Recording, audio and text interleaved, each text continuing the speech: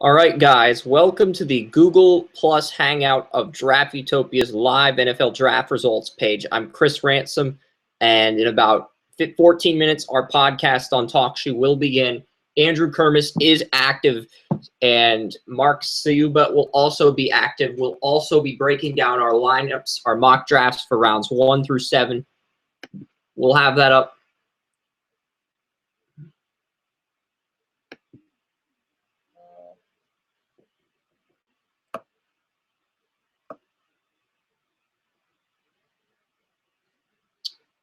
So we're going to have that up. I've got Joseph Potter, Andrew Kermish, and Mark Sayuba. I can't pronounce his last name right, but this is our new code, our new ticker on draftutopia.com. You can buy tickets on Kennywood, and it'll help us with our site. We've gotten a lot of shares today, over 300 Facebook shares, over 240 tweets, over 100 LinkedIn shares. Thank you guys so much for tweeting this, and if you want to get the word out, I'd greatly appreciate it. So let's go over the 2 picks in the mock real quick. All right, so we gave the Rams a B+ grade for Jared Goff. Now, this deserves an A- grade based on talent, and yes, the Rams addressed their biggest need. The problem is they gave up way too much for this pick, and they don't pick again until the 4th round. So California quarterback Jared Goff, my favorite quarterback, he played in all 4 offensive schemes. The run-first offense, West Coast offense, a short passing game to open up the deep passing game, vertical offense, shotgun spread offense. His dad was the catcher on the Pittsburgh Pirates for a season. Even though he made a majority of throws in the spread offense, he can make throws in any offensive scheme. He can go 1, 2, 3, 4, 5, 6 in the pocket when scanning targets downfield. Has a quick release. He rarely stares at receivers when unleashing checkdowns. He's the only quarterback with 3 consecutive seasons over 3,500 passing yards. He had 3,500 passing yards, 3,508 passing yards as a true freshman with a 123.18 passer rating. He had 3,973 passing yards, 35 passing touchdowns, 7 interceptions, and a 147.59 passer rating. Had more passing yards than Jameis Winston in 2014. And this year he had 4,719 passing yards, 18 passing touchdowns, and 13 interceptions. And if you exclude the game with 5 interceptions against Utah, he only had 8 interceptions in the remaining games. California may have lost to Utah, UCLA, USC, Oregon, but coming back to win against Arizona State solidified his status as the top quarterback when you take his 64.5 completion percentage into account. Had a 3.6, 3.9, and 3.7 GPA in all 3 years at Cal. Was named president of the Delta Omega fraternity at Cal for 2 seasons. They do great work around the community in California, and he takes initiative. So I like Jared Goff. I think he's a franchise quarterback for years to come. He broke Craig Morton, Steve Bartkowski, and Aaron Rodgers' records at Cal. If the Rams get good talent around Goff, I will bump this up to an A- grade. But that really comes down to them hitting their picks in day 3 of the draft. You look at Goff, he's going to have Todd Gurley. You're going to have 2 run blockers and Greg Robinson and Rob Havenstein up front at offensive tackle. I really like the scenario he's in. And then at number 2, you got the Philadelphia Eagles. They traded up for Carson Wentz, and maybe Wentz will be another Roethlisberger because Cleveland usually gets cornholed when making NFL draft trades of this magnitude. See the Julio Jones trade back in 2011. I don't think Wentz is as good as Goff will be in the NFL, but he has better physicals. Some like his intangibles. He dominated the Senior Bowl. He dominated his pro day. But the thing to consider here is he only has a 54.7 completion percentage. Trade the 8th pick, the 77th pick, the 100th pick, the 2017 first rounder, and 2018 second rounder is why this grade got bumped down to a B grade. And add in the fact that sitting behind Bradford, this is a B- grade.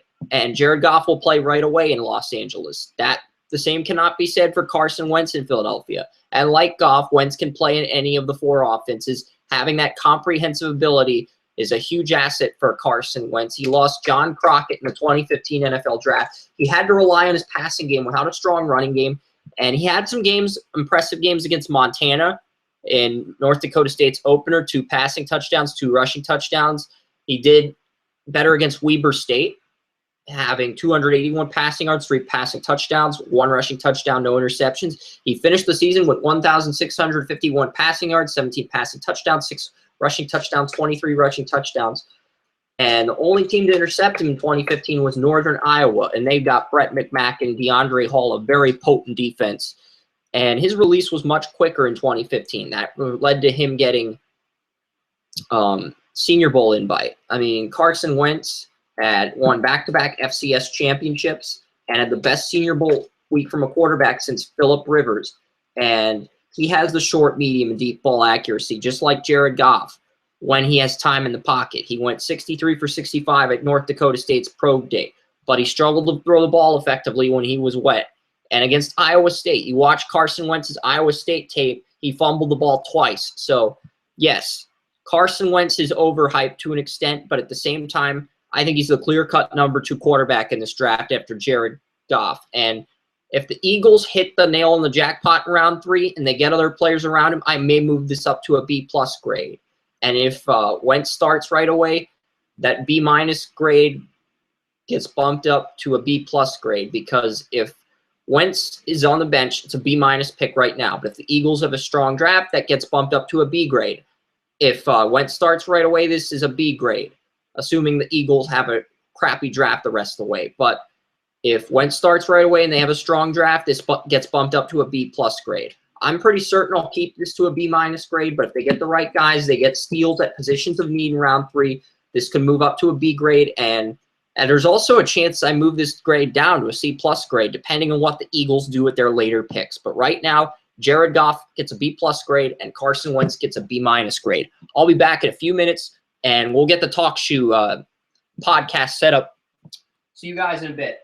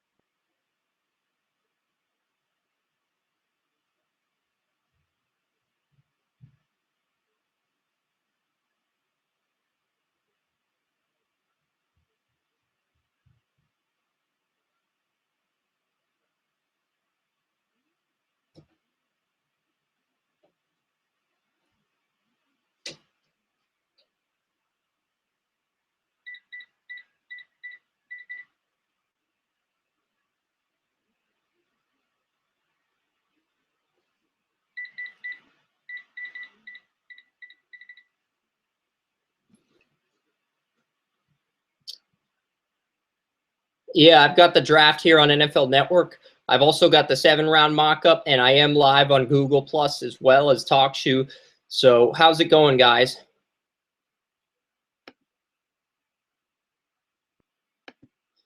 Yeah, me too. I'm waiting for Joey to get here, and then we'll because we were doing a 7-round mock yesterday, and the thing cut off after round 6. So we'll go over the round 6 draft, round 7 draft gems. We don't have to list who each team took, and then Joey can tell us what's going on with the Chargers at number 3. Kerm can give his input on what the Cowboys rumors are at number 4, because we have a pretty clear idea of the top 2 picks in the draft.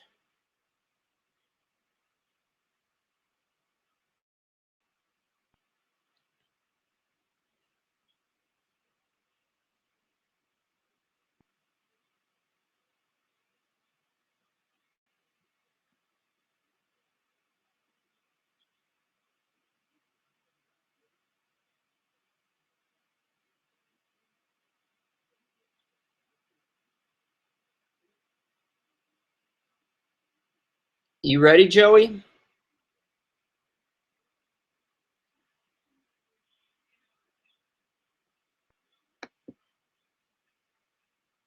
All right.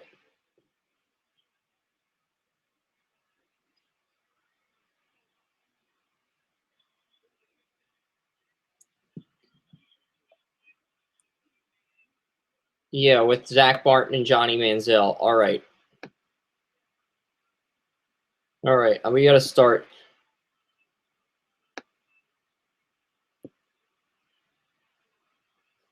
Last time on Draft Utopia, Mark and I got through the first 6 rounds of our 7-round mock draft, but thanks to our cable companies, we got cut off at the start of the 7th round. And I gave the Titans Avery Young, the Auburn guard, and then I think I gave them somebody else on the Browns. It was Tyler Irvin, the San Jose State running back. So he'd complement Crowell and Duke Johnson, but they might not even go Irvin if they get Ezekiel Elliott. But who do you have the Titans and Browns getting at 222 and 223, Mark?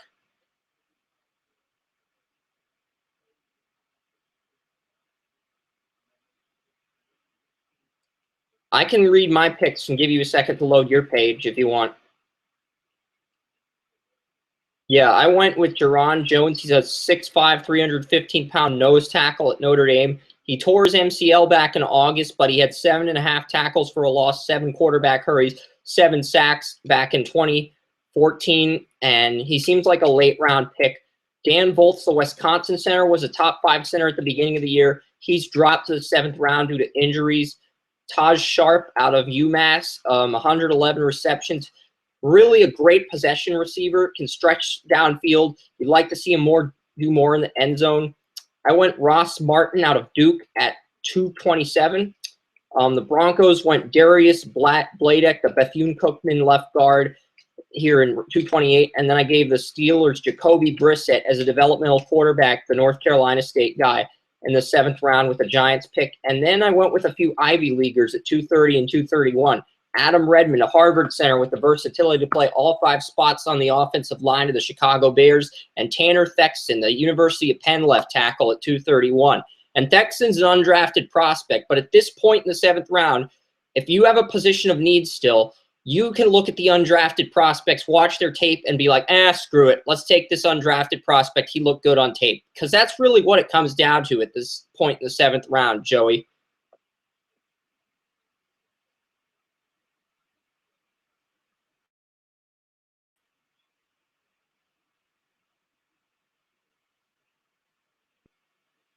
Did you get your 7th round up yet, Mark? All right, so we read through 222 through 231, and I'll continue when you get to 232, which is the Washington pick.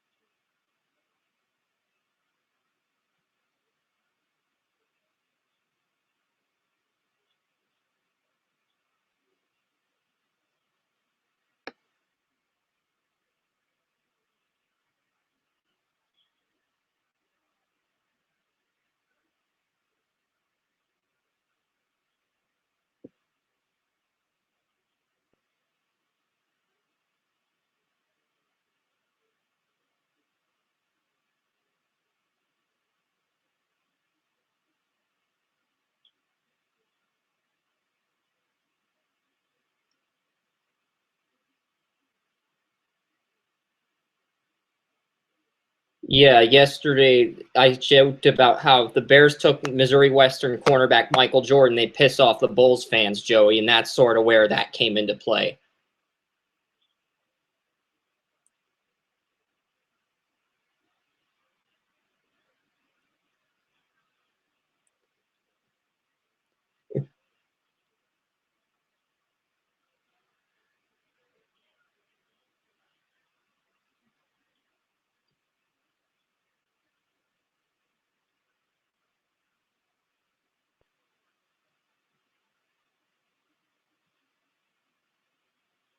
232 and 233, I went with linebackers. Luke Rhodes out of William and Mary goes to Washington, and then I gave the Eagles James Burgess, the Louisville linebacker.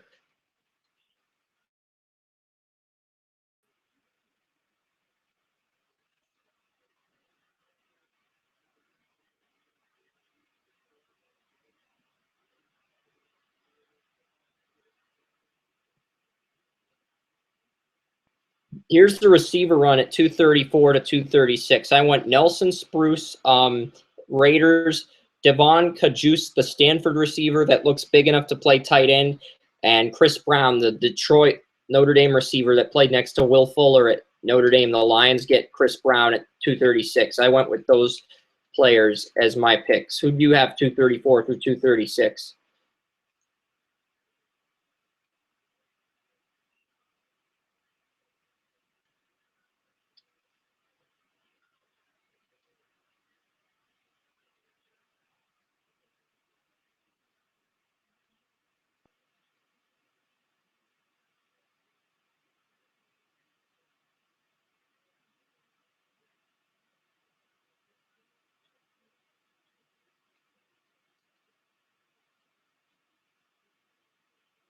At 237, I went with Vernon Adams Jr., the Oregon quarterback. He only has 1 year of experience as a starter, but Garrett Grayson, their third-round pick, was supposed to come in, win over this team, and be the backup and successor to Drew Brees, but instead he lost out to Luke McCown, got demoted to third string, and honestly, I think they need to bring in a quarterback like Vernon Adams Jr. to push Grayson for that roster spot at this point.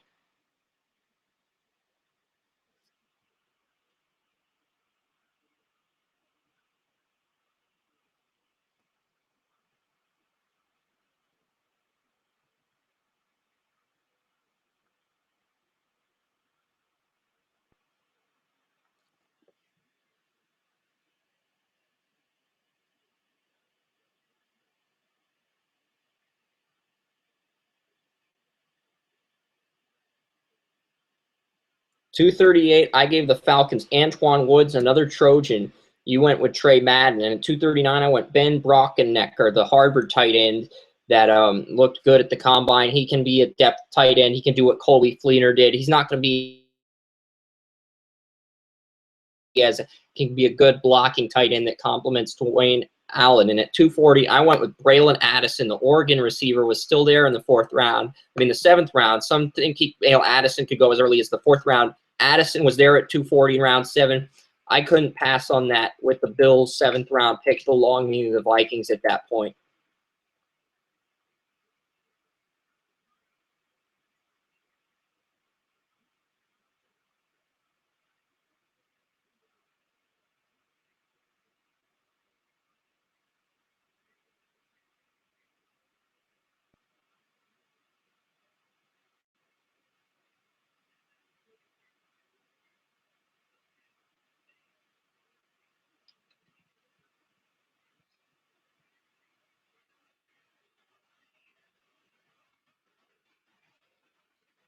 We both have Darius Latham at 243. I think it's rare for us to have the exact same pick at the exact same spot in the seventh round. And I went with Pierce Slater, the Jets at 241, and Joey Hunt to the Washington Redskins at 242. But you can continue the 244 to 250 run.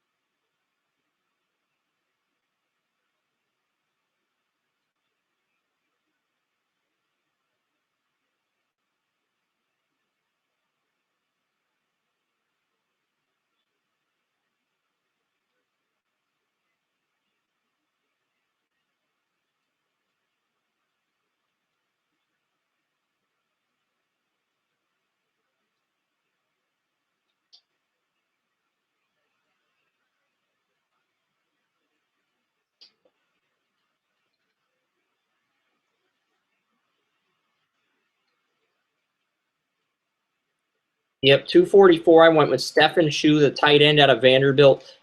He looks very good on tape, good hands, good route running, good blocking. And Steinberg will make sure one of the teams drafts him in the late rounds. At 245, I went with Derek Watt, the younger brother of J.J. Watt. The Bengals have no fullbacks on their depth chart, so by process of elimination, Derek Watt's brother goes to Cincinnati. The Steelers pick at 246, and they go with Peyton Barber. He's the guy from Auburn that was playing to get on a roster spot because him or his mother was homeless or something, but he goes to Pittsburgh, gets to learn behind Bell and Williams. He's in a good situation. 247, I want Henry Krieger Cobble to Seattle. He goes for depth behind Jimmy Graham and Luke Wilson. 248, I gave Green Bay the 6'4", 200-pound Geronimo Allison out of Illinois. And then at 249, I went Crevon LeBlanc. I know Kansas City's got Steven Nelson. They've got a third-round pick out of Oregon State. They've got some other draft picks in their system, but LeBlanc can come in and be a dime corner for depth right away as the number 4 corner, and they could keep him on the bench and bring him in 4 cornerback sets. And at 250, I gave the New England Patriots DeAndre Washington as a running back. He just seems like the kind of guy Belichick would take a flyer on at this point.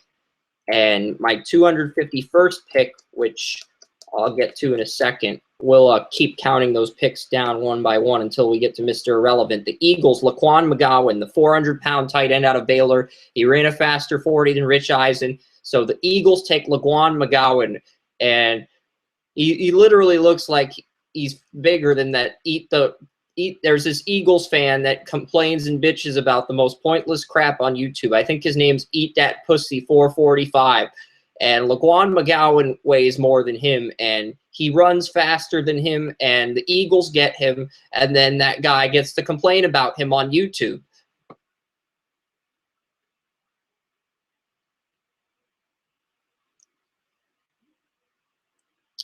Our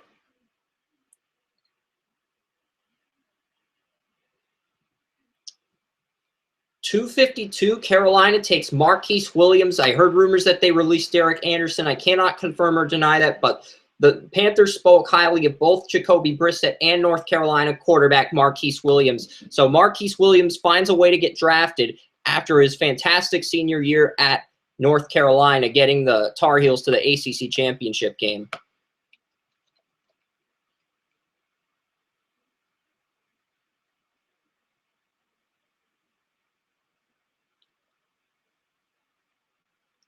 Who's your Mr. Irrelevant?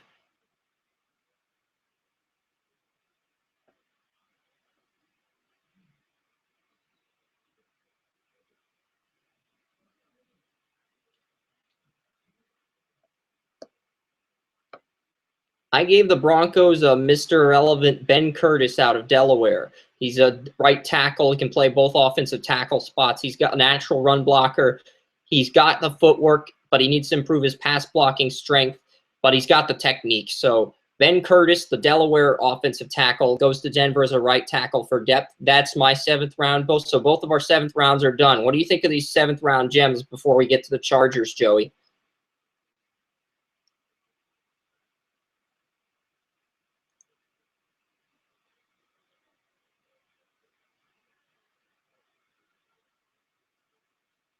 So it's like Jim Mora when he says playoffs. Don't talk about playoffs. 7th round.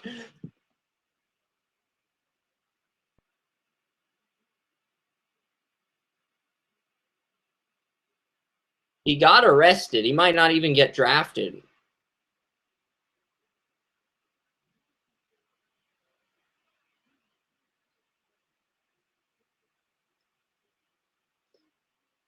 Before the allegations came out, I actually had him to Oakland in the 3rd round. But then once he was under investigation for the assault, I dropped him to the Bengals in the 6th round. And then after he got arrested the following week, I put him in the undrafted category.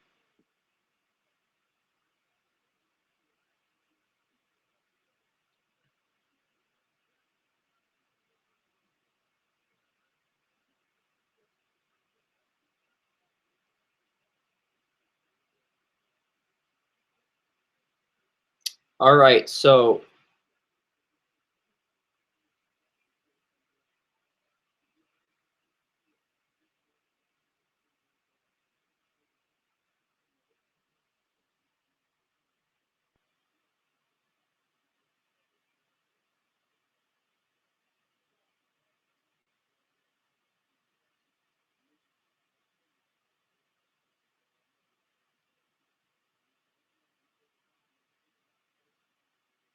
Yeah, there's rumors today that we're not going to spend any more time on Goff and Wentz, but there were rumors today that San Diego was going to take Ronnie Stanley at 3. Turns out that's a smokescreen, and it also turns out that they are still looking at Jalen Ramsey at number 3, and that entire thing was a smokescreen. And I'm actually going to go on Twitter right now. If you're on Google Hangouts, you can follow me on Twitter at Draft Utopia, and I'm going to go on and read. So, yeah.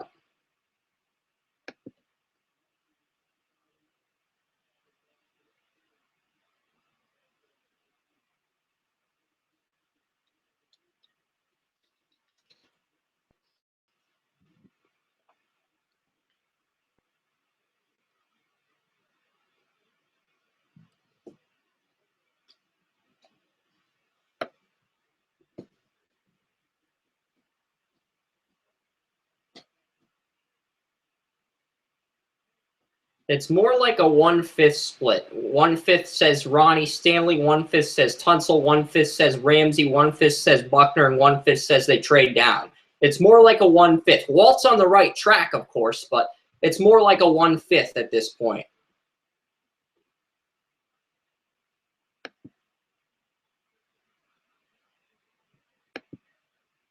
I think they're just screwing with people at this point because it's draft day.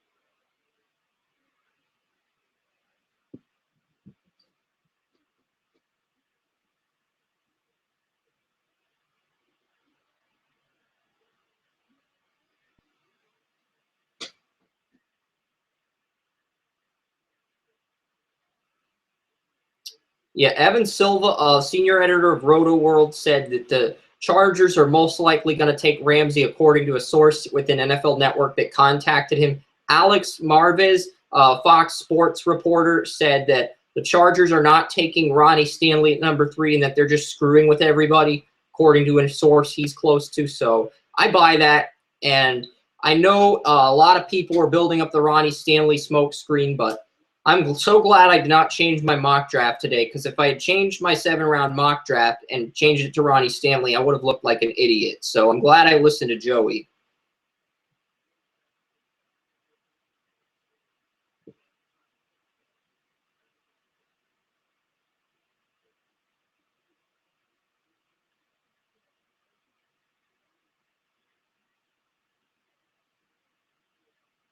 Walter is caught up in the NFL draft inception. He's going into different worlds, different parallels, and I joked about the NFL draft inception when the Rams and Eagles traded up for the top 2 picks. And now Walt's trapped inside the NFL draft inception with all these mock drafts he's doing.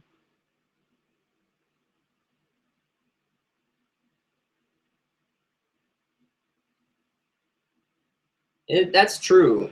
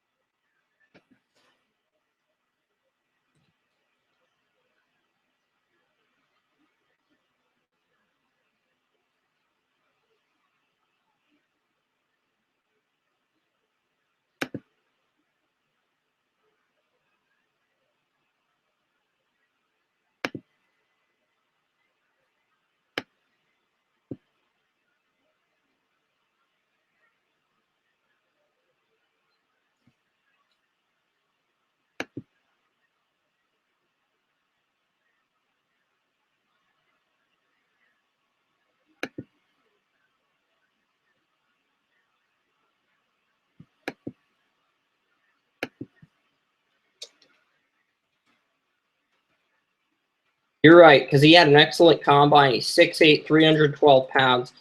If Jason Spriggs does not sneak into the back half of the first round, that's going to be the guy that does.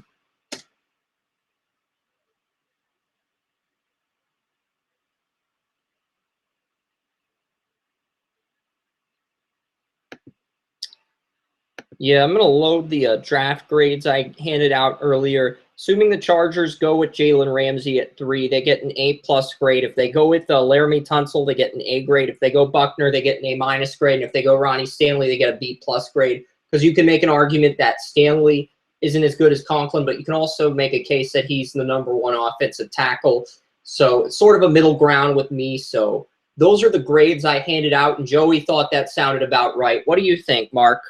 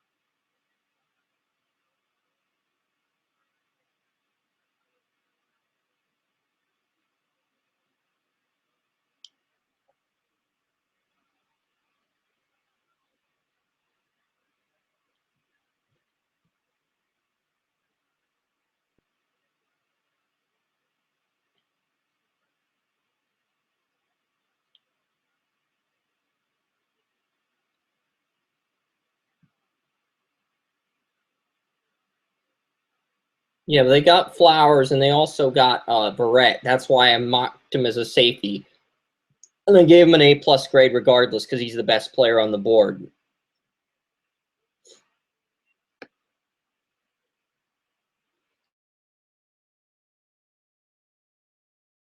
Boys, Kerm.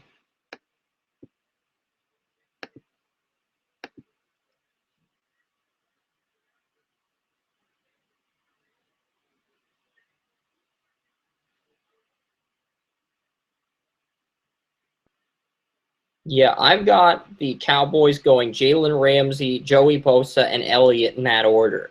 Like, if they go with Ramsey or Bosa, they're getting an A-plus grade. But if they take Elliott, they're getting an A-minus grade because they already brought in McFadden and Morris. I think Elliott's a short-term upgrade over both of them, and I think he can beat them out for the starting running back job, but I think they have bigger needs at the same time.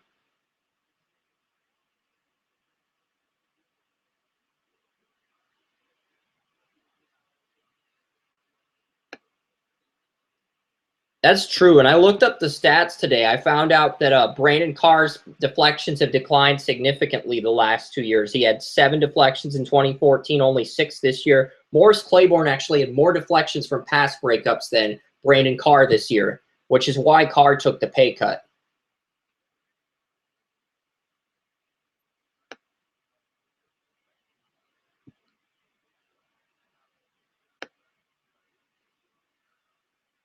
That's the same issue Zach Sanchez has. He's a great cover corner, great lockdown guy, but he gets burned once or twice a game.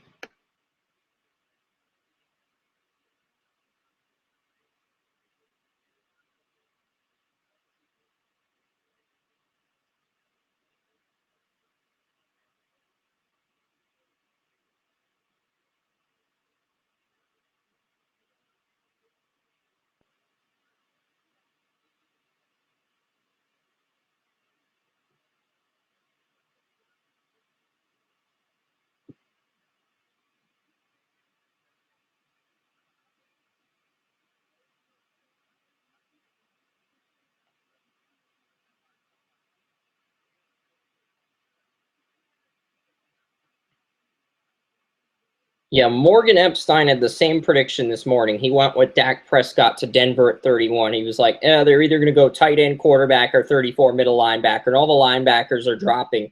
So, screw it. I'm giving them Prescott. That was his mindset because he just didn't give a crap at that point. And I think that's the right mindset to have if you don't believe Hunter Henry's the guy at 31.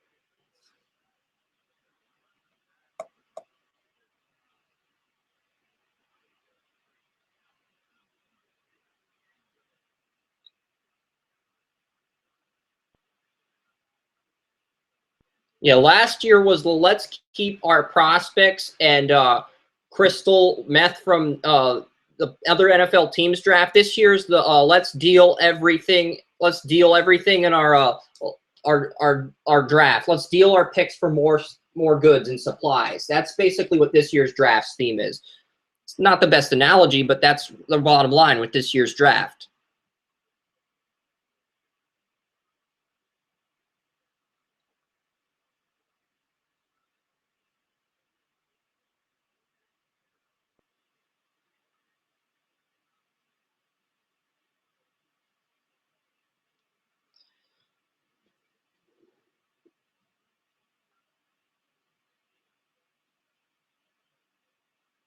Yeah, they have the first two picks in the fourth round. They pick at 77. They get a first rounder in 2017 and a second rounder in 2018. So they really hustled the Eagles.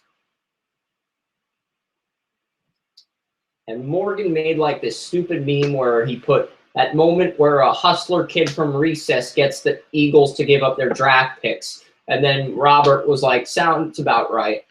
So, yeah, it's sort of interesting. And Jared Goff's already there. His agent is smiling. I think Jared Goff and Carson Wentz have the same agent, so they know they're going to make a ton of money tonight.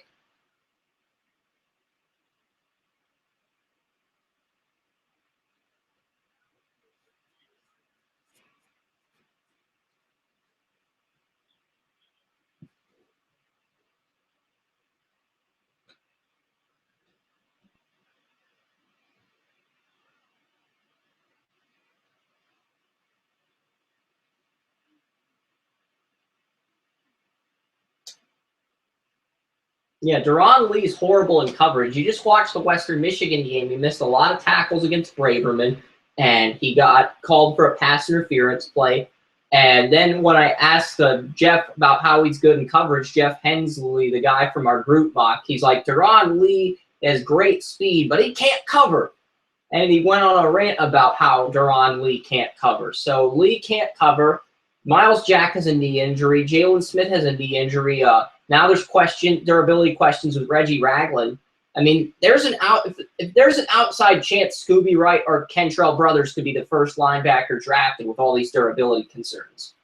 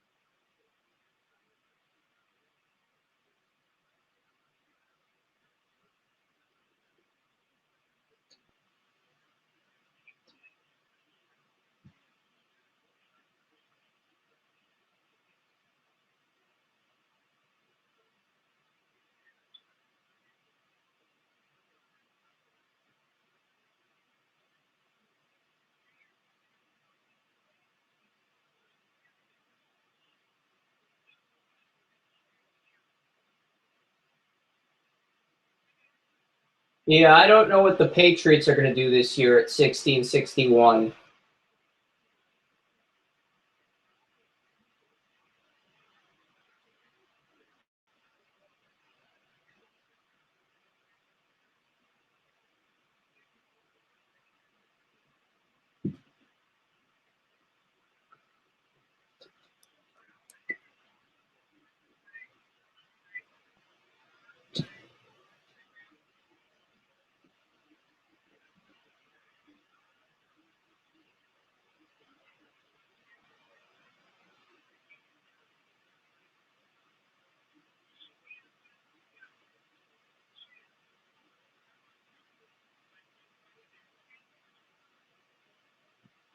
Yeah, you're right. There's certain teams where they're built for pass blocking offensive lines. There's run blocking. There's zone blocking, which is footwork, and power blocking is 6'5", 320-pound guys that use power blocking to set up power runners.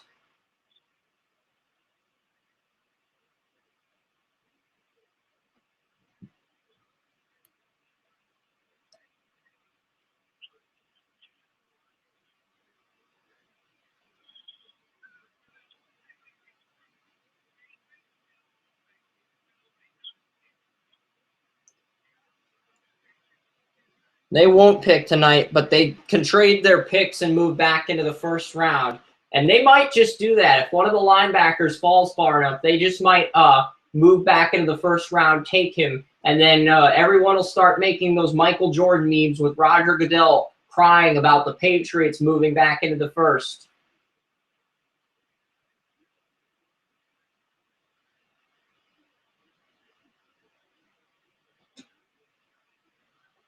Well, if Reggie Ragland fell past Green Bay, can you really blame the Patriots for doing that since the Chiefs don't have a third-round pick?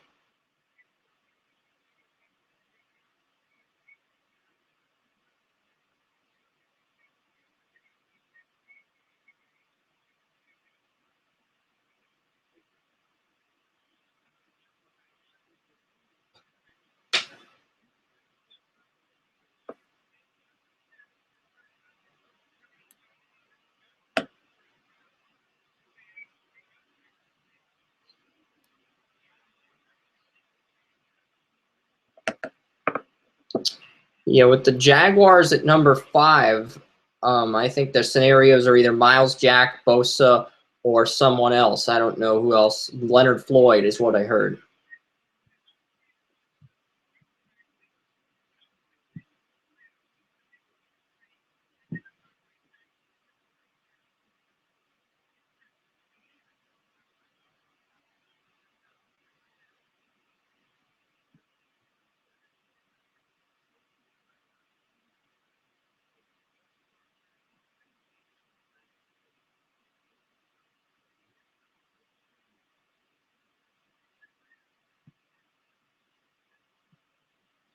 Absolutely, the Browns pulled.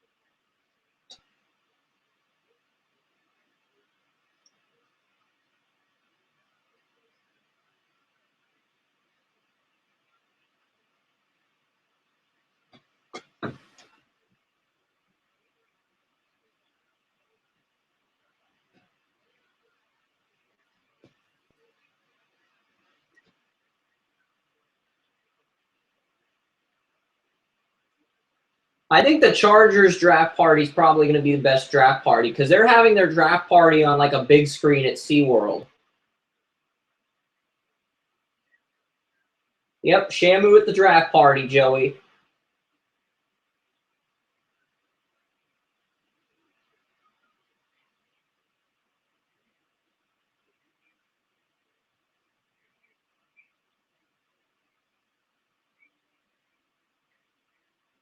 They are. I'd expect this from the Jaguars with their stadium, but not the Chargers. I'm sort of surprised.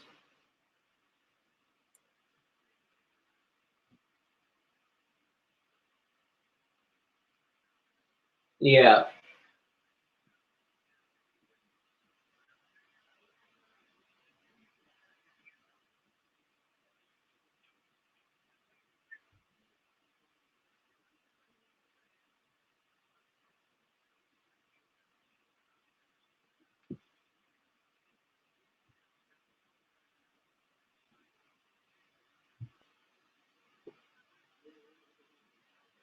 Yeah, I have them going in the middle of the second to Tennessee and with one of their seconds that they got from the Rams. And I know Kerm's going to flip if the Cowboys pass on him in the second, if they, assuming they don't go Elliott.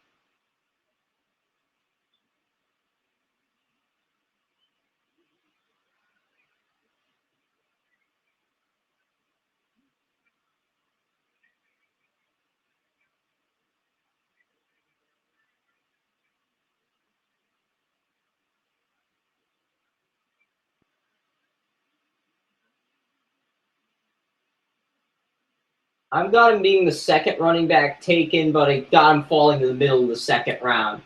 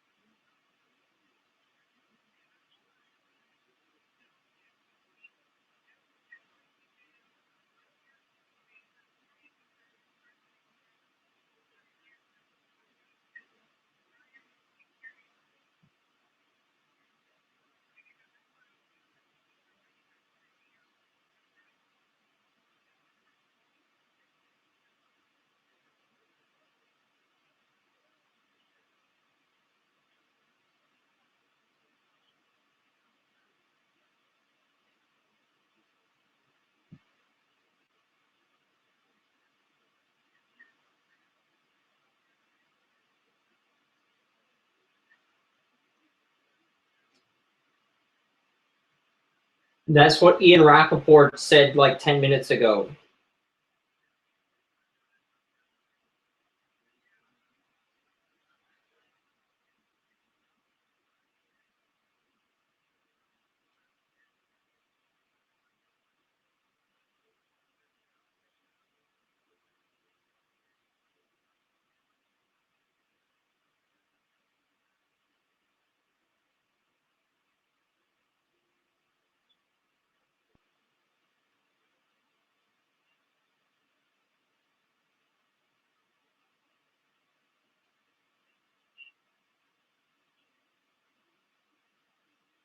Yeah, Matt Geiger has just reported that the Browns are also in talks to target a receiver probably in the 12 to 18 range.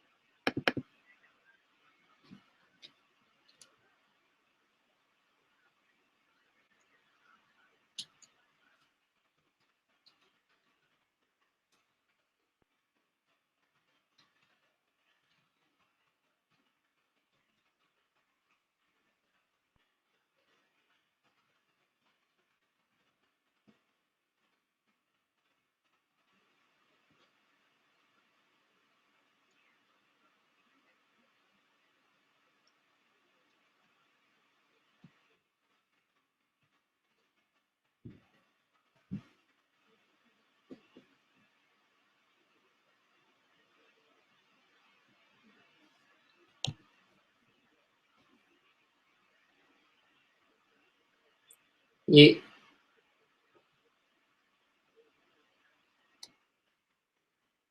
yeah, according to the Bobby Vega interview from November, the top receiver on the Browns board is Michael Thomas out of Ohio State. Are they just going to keep moving down like they did in 2009 to get more picks and then take Thomas at the point where it's not a complete reach?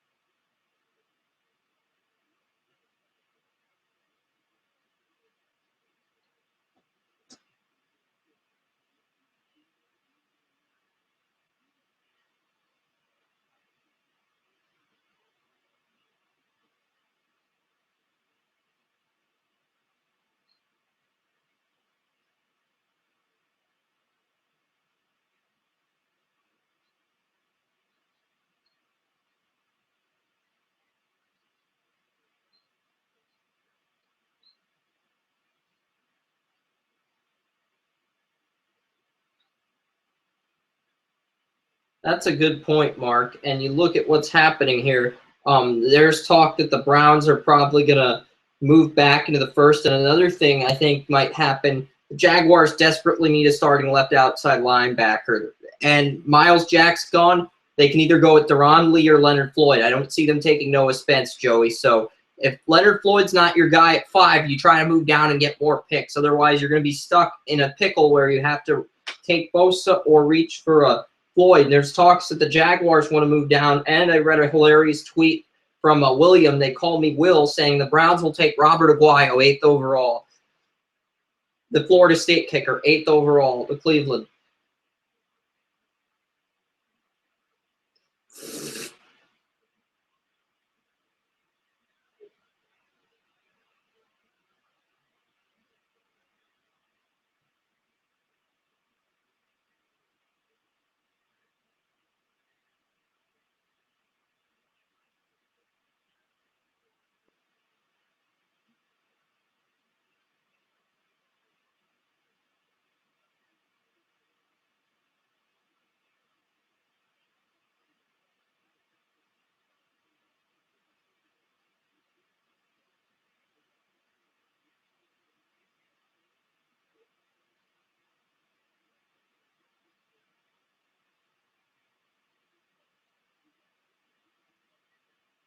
Thanks for coming on, Mark. We've appreciated you having you on, and you can come back tomorrow for day 2 of the draft at 6 p.m. if you don't have friends over. That's up to you, man.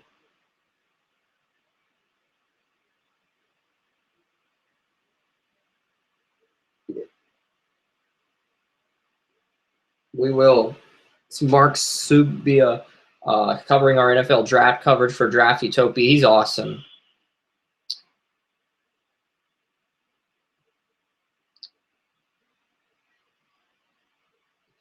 Okay, so I'm trying to find tweets at this point, and okay, Noel Quezala on Twitter says he has more faith in Ted Cruz than the Browns front office at this point.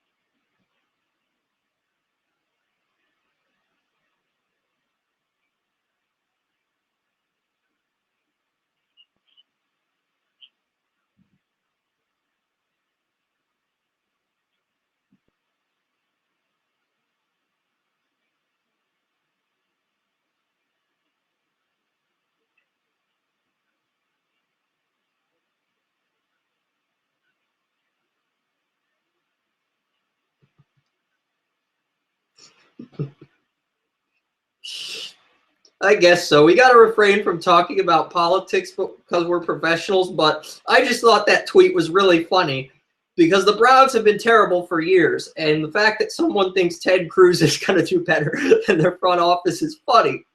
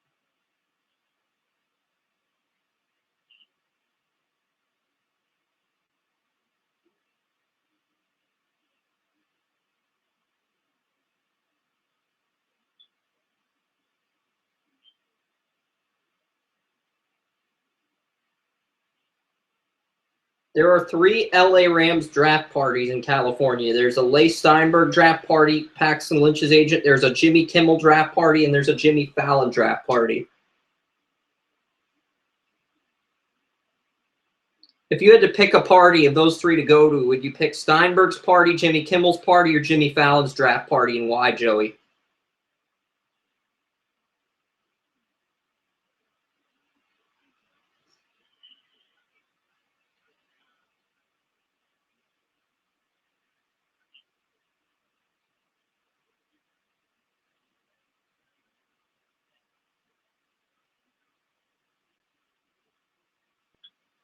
So you'd go with Jimmy Kimmel or Jimmy Fallon. Jimmy Kimmel hosted the Man Show on Comedy Central, so he'd probably have the most alcohol.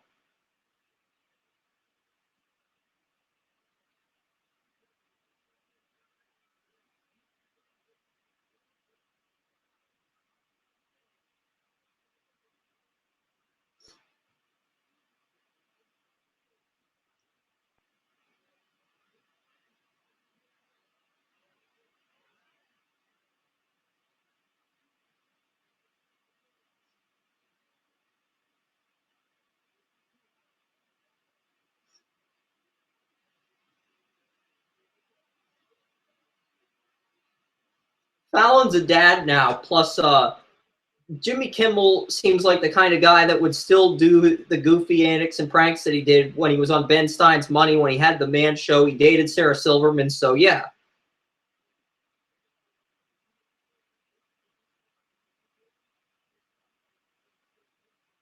Yep.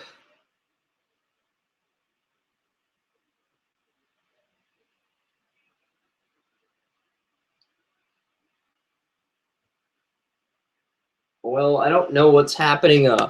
Oren told me to invite him to the Google Hangout, so I'm going to do that now. He won't be on TalkShoe, guys, but I am going to invite him to the Google Hangout because I've got this on Google Hangout as well as TalkShoe. And yeah, Oren's a huge Raider fan, and he hates the idea of them taking a cornerback at 14. Which is why you probably want them to take a cornerback, because it'll upset. Kendall Fuller or Will Fuller?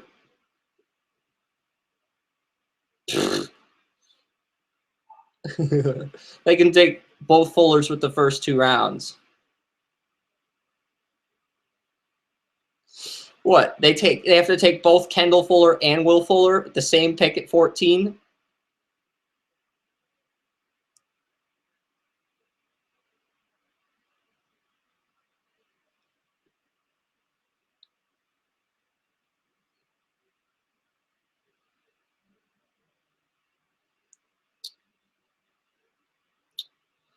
The Dallas Cowboys are having an NFL draft party at Hooters.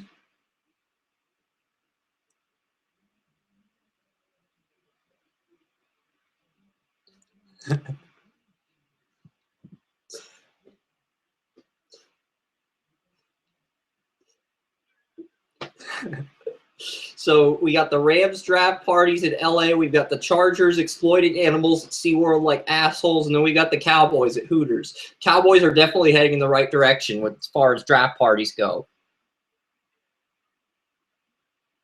I don't know what the Eagles are doing, but they're probably getting drunk off their asses at Patty's Pub.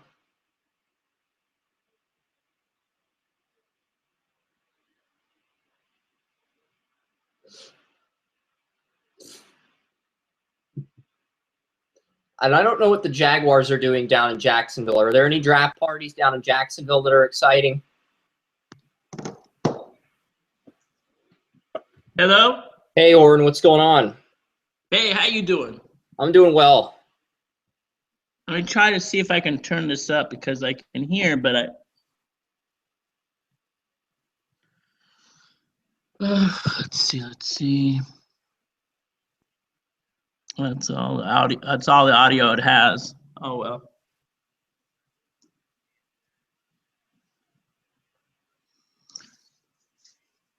Well, are we live? Yes. Okay, sorry.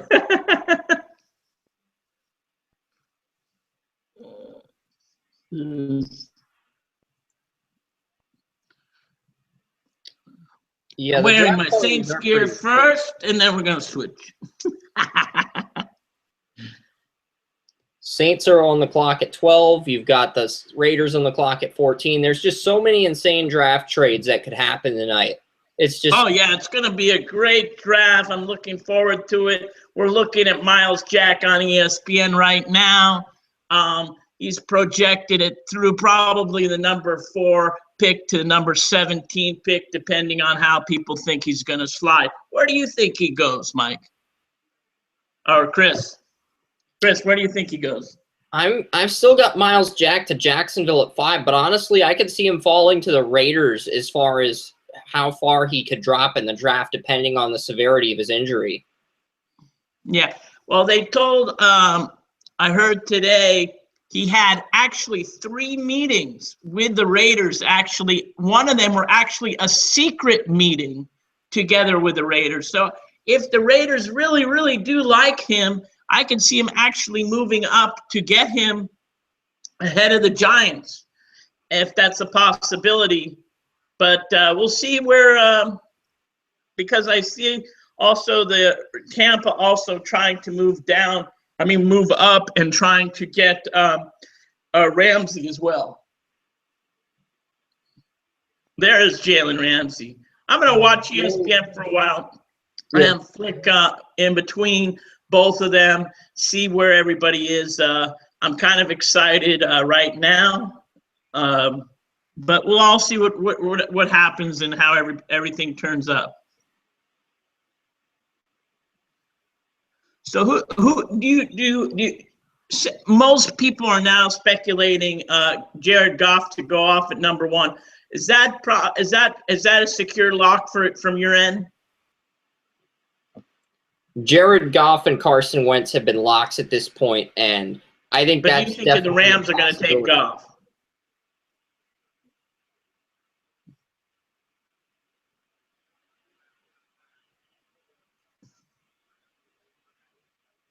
You think the Rams are going to take off? That's what I'm asking. Yeah. I'm more fascinated to see where Paxton Lynch, Dak Prescott, Connor Cook go rather than Goff and Wentz, because I think those picks are set in stone. You got rumors Dallas, Cleveland are moving up. Denver might move up. The Jets might move up because Ryan Fitzpatrick tweeted earlier today that he'd rather be a free agent and sit out this year than re-sign with the Jets if they don't pay him what he wants. That should be a red flag and an indicator that the Jets need to take Paxton Lynch if he's there at 20. Yeah, and I mean another thing is I see if any trades, if Kaepernick gets traded, I see Fitzpatrick actually ending up in San Francisco. It's going to be cheaper than getting the 7th round pick. Do you think Ryan Fitzpatrick is better than Paxton Lynch? There's your answer.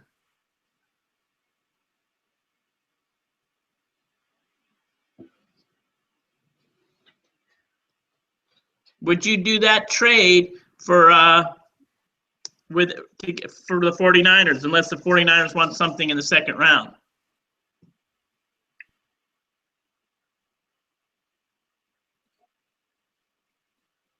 Are you hearing me, Chris? Yes. Oh, okay. I just get a pause. That's why I'm concerned. The 49ers. I think the 49ers at 7 is the most interesting pick because there's a lot of scenarios at this point. I mean, the Ravens are probably going to go Tunsil, Hargreaves, or Bosa, depending on who falls to them at 6. And then whatever the teams through 3 through 6 do, that's sort of going to influence what the Niners do at number 7. And I could even see them trading down. Yeah, so, I mean, definitely the 49ers can take a lineman.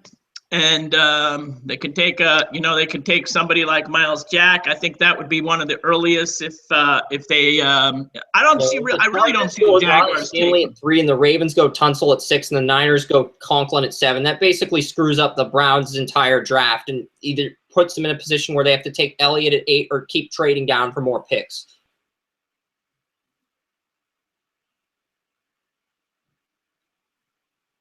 Yeah, that's true. So we'll see what happens. Here's Jared Goff. I think they're all coming inside right now in the thing. So it's about to start, and we're all excited about it. Yeah, the Cowboys. I don't know how many people really listen to us, but casting on Google Hangouts, so you hear me talking with Orrin in the background. I'm talking with you guys over the phone, and there's the Ferris wheel in Draft Town. I heard Draft Town's coming to Philadelphia next year, according to Adam Schefter. Is it going to possibly be in LA? Or just going to continue to move around? All right, that's progress, Kerm. I don't know. You stayed until 8 last year, so you're going to stay for the top 5 picks. See who Dallas takes. Go to bed. That's progress. Good job, Kerm.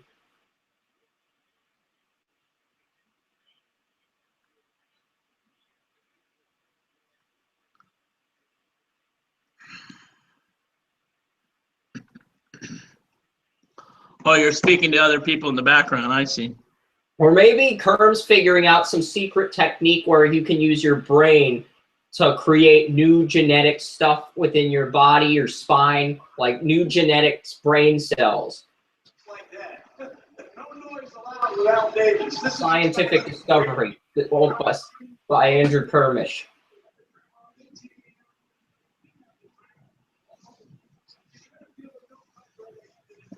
I'd be all for that too, and eventually Kerm's scientific discovery would be so famous that Bill Nye would do an episode about it.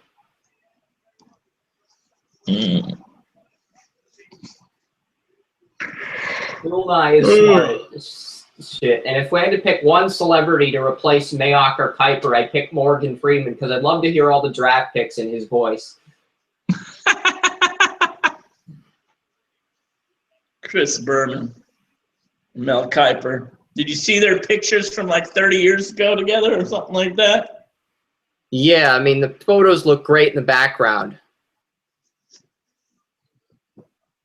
You got the Rams war room, you got David Shaw, but yeah, Morgan Freeman's voice. You can also see the draft with Liam Neeson in the background. Like you mentioned, Liam Neeson as a punter on Sunday or a few weeks ago, Joey. Here we go, here we go. But Morgan Freeman doing the draft commentary would be awesome. Yes, sir. So the Rams war room, they're on the clock. I muted Goodell. I can still see what the Rams war room is doing. And they're breaking down the Super Bowl 34 trade. And I call it that because the Rams played the Titans in Super Bowl 34, and even though the Rams are in LA. So this is the Super Bowl 34 blockbuster deal. Yeah.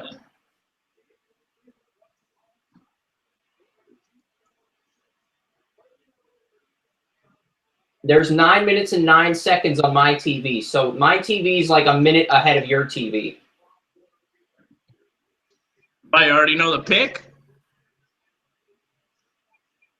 Mine says 9 minutes and 5 seconds. 8 minutes, 52 seconds on my TV. Okay, so you're like a couple seconds, not a minute. I can play spoiler alert. Oh, stop it.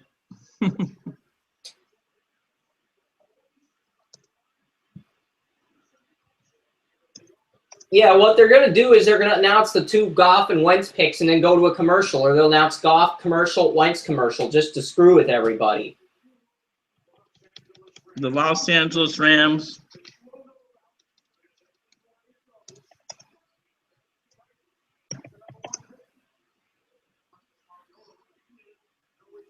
They're zooming in on Carson Wentz and Jared Goff. And if the Rams take Carson Wentz, it screws up my entire draft grade write-ups, and I have to reverse everything.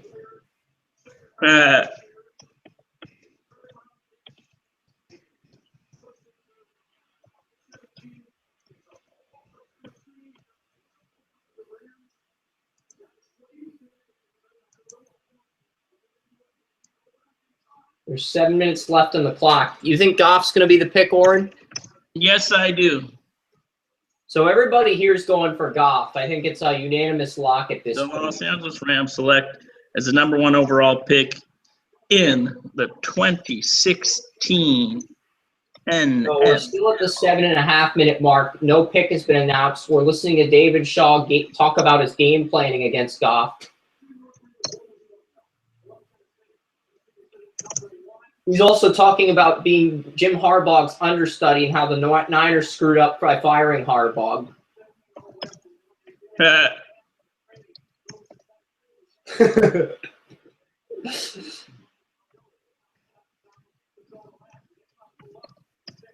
Rich Eisen's like, that's no big deal. Chip Kelly will do good.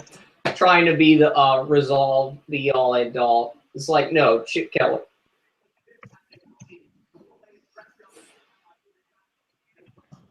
Yep. Here we go. The Rams have the cubicle out in L.A., so they don't just have the Steinberg party, the Jimmy Fallon party, and the Jimmy Kimmel party. They also have a cubicle out in L.A. So they've got all these parties out in L.A. for the draft. What other draft parties do they have in L.A., Oren? They have a big LA Rams party at the LA Live. So if you guys are out in LA, if you really want to get to LA Rams party, if you're a big time Rams fan, go to LA Live tonight, tomorrow, and Saturday. Enjoy it. I think they might be opening up the stadium since the Clippers lost and they're out of town. Also, there's all local bars are always having some parties. There's a place that one of the restaurants I set up is having a nice little party called Earth, Wind, and Flowers, some other parties around. So, it's always fun. Just go to your local bar and there's probably showing the draft. Yep, there's a lot of good parties out in LA. There's the LA Live Earth, Wind, and Flower. Great place to get pizza. There's 5:36 on the clock. The Rams still haven't picked yet, and we're listening to Kurt Warner's arena football advice for these two youngsters.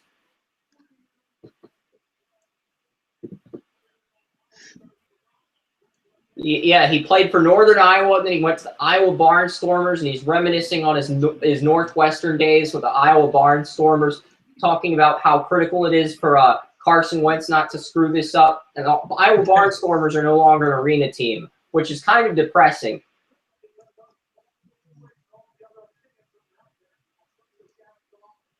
Jeff Fisher, Les Snead are crossing their arms. Jared Goff looks like he's playing Angry Birds on his iPhone, even though he probably just got a text indicating he's the pick with 4:48 left in the draft. Jared Goff's a smart kid. He's not the kind of guy that's playing Angry Birds on his phone as the draft's approaching, Joey. We got 4 minutes, 42 seconds, 40 seconds. Wentz playing Flappy Bird and Goff's playing Angry Birds. Yeah, it's like with Joey Bosa, he sounds like Fred Flintstone. It's not like he's eating Fruity Pebbles, asking if Barney stole his Fruity Pebbles. Bosa's better than that.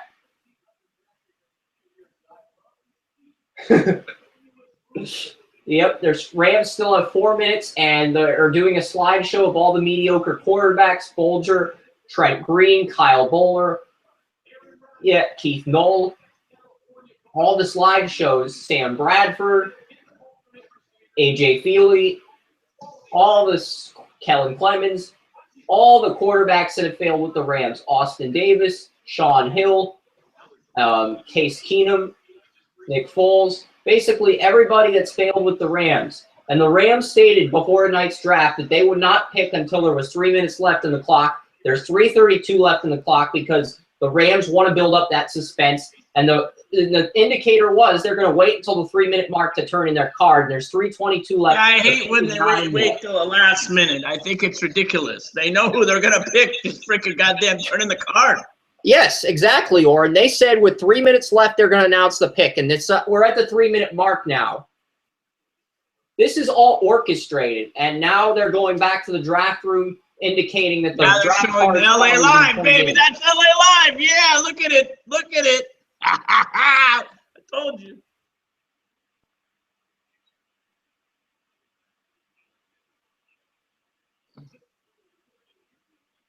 Don't compare Montana.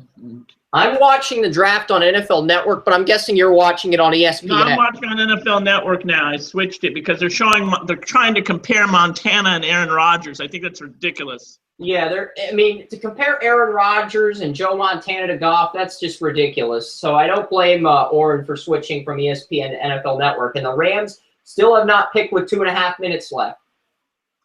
I think they did. Jeff Fisher just stood up. So we're looking at the pick. Just they're probably taking their time and hoping that all these other picks come.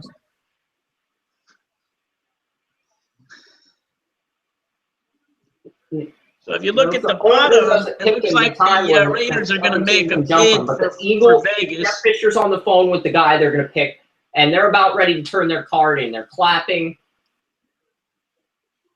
That means they're probably on the phone. Everybody's clapping up in the war room, and all of a sudden, like the guy's going to take their draft card, the pick's going to be in, and they're going to build up the suspense.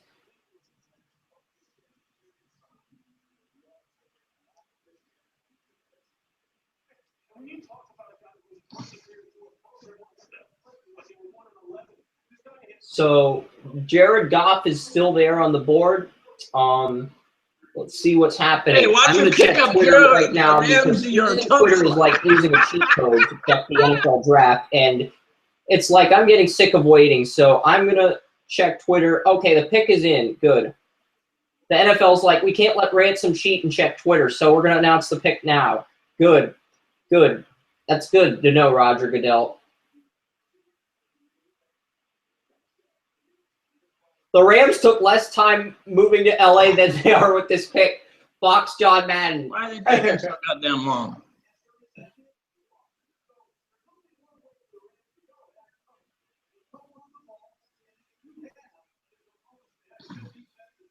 It's like 24. You know what, Jack Bauer? Do.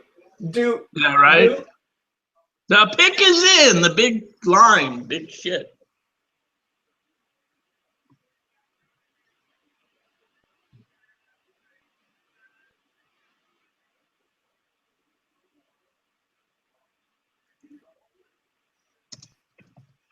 According to Jeff Howe, the Rams have taken Jared Goff at number 1. So Jeff Howe, New England Patriots beat reporter, is claiming that the Rams have already taken Jared Goff. So congratulations for leaking out information about the Jet draft, Jeff Howe. But this is information we already knew, right, guys? So Jeff Howe wins our first Twitter follower of the night because he leaked insider information about the draft and Jared Goff. So basically, every time someone leaks a pick in the draft, I'm going to add them on Twitter just to prove just to spite Roger. Wait a second. Let's just have the whole thing. He's coming up. I love how they still boo the dude. Jared Goff is the pick. I've already got his draft grade up on draftutopia.com. You can go to the 2016 NFL draft results page, and the rest of the picks are still a work in progress, but I gave him a B+ grade. I read the grade earlier before the show, and he's got the numbers. He's the president of a fraternity, and if the Rams did not give up so many picks for the trade, I'd probably give this an A- grade, but they gave up way too many picks to move up. But Jared Goff, Mr. Hollywood, Mr. Vinny Chase, Mr. Celebrity, he's the pick. And I've got to say, if the Rams had went with Carson Wentz, Ari Gold from Entourage would have been on the Rams, started cussing at them explicitly, and it would have been brutal. But the Rams take Jared Goff. He's their franchise quarterback. I like this pick. I think he's going to be successful in the NFL. It's not going to be funny, Joey. Not going to be a big start time, but we'll see how it progresses. But it's a nice pick. But they took Jared Goff, and the guy leaked the information. Jared Goff's jersey is up.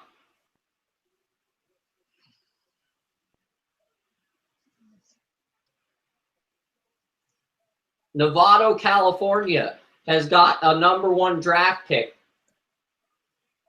Jared Goff is more along the lines of Rodgers than a Ryan type player. I think that's a lousy comparison.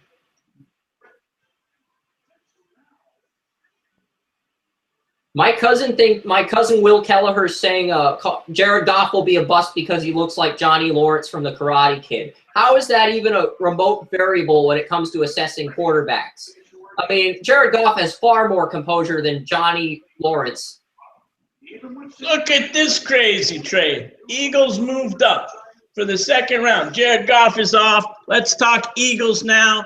2nd overall pick they received, and they got a 14th in next year's draft, but they gave up their 18th overall pick, their 3rd round pick. Yeah, the their Eagles 4th round pick in this year's draft, and their 1st round pick and 2nd round pick for next year. How did you like that trade, Chris? I think that was ridiculous. The Eagles and Rams both gave up too much to move up for a quarterback, which is why I didn't give either quarterback an A grade.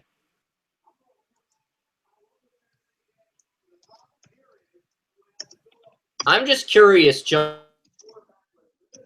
Quarterbacks on draft evolution.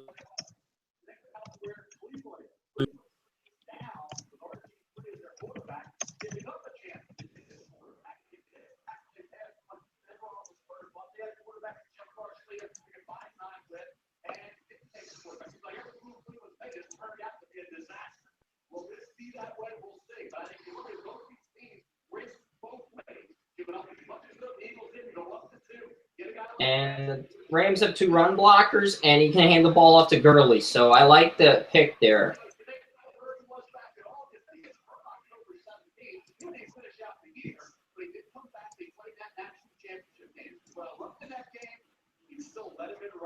He didn't come back, play it scared. He's going attack. This kid can run the ball. He can extend this play. Grade, but the Rams draft well on day 3, it moves up to an A- grade. And I think that's what you're waiting for. Is are they going to give him the guys on day 3, or are they going to screw this up?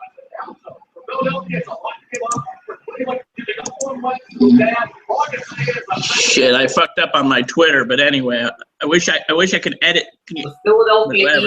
Eagle fan is just is celebrating. I'm guessing that means the I'm gonna Twitter the Eagles because this is taking too long, Goodell. Wait. Stupid iPhone's not working. Come on, hurry up and announce the pick. Okay, thank you. It's like the NFL knows I'm trying to. I swear the Eagles, if they take another 10 minutes, Eagles new. If they're taking meeting, Eagles are on the clock. I bet it's Carson Wentz. Eagles are on the clock. Mustache and Jeff McClain tweets and the Eagles officially select Carson Wentz with the number 2 pick in the draft.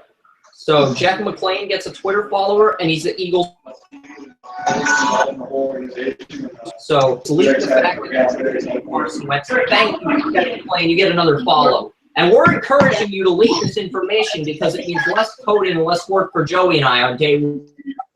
If you've got inside information, feel free to leak it.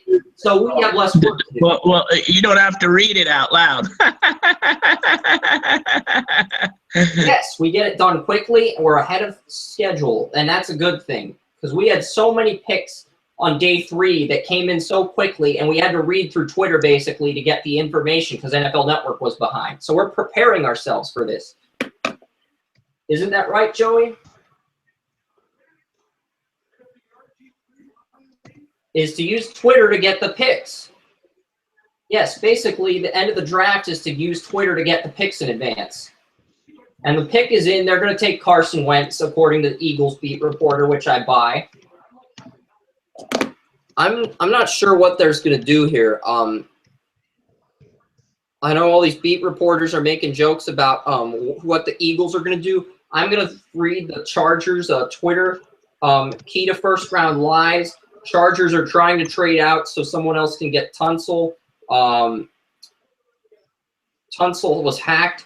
I hope the Chargers don't pick him. Chargers number 3. Chargers, their selection will be someone who we expected.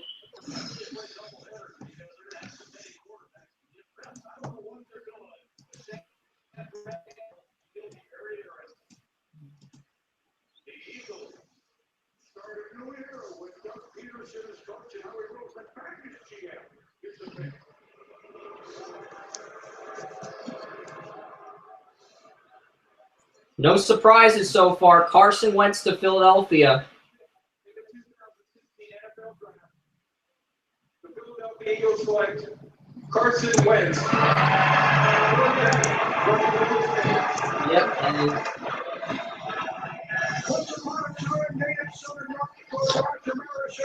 The Eagles! Now these freaking Chargers. Chargers are on the clock here, and I'm looking for tweets. Chargers are not going to draft Michael Scott from The Office with the 3rd pick in the draft. Whoever tweeted that is an idiot.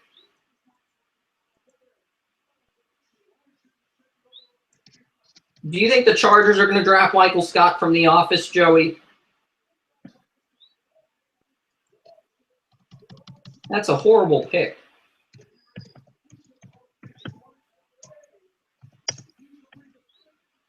I think someone's going to trade right here. It'll be the first trade. Well, not really the first trade, but the first trade of today.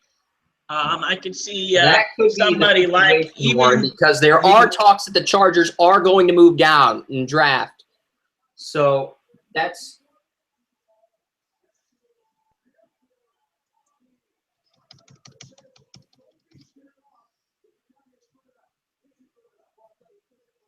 Ian Rappaport just we'll tweeted find the out in the Chargers next are 5. now on the clock and their phones are not ringing. Looks like they'll pick number 3. Prepare for a surprise. Is that an indicator they're going Tunsil? I could see them picking Stanley right here, actually, Chris. That's what I'm saying. They're probably going to go Stanley because Ian Rappaport tweeted that it's going to be a surprise. Or they can actually With the do something that people don't expect them to do. Dad. Very funny, Nick Colosimo. Very funny. The Chargers are not taking my dad with the 3rd pick in the draft, Joey.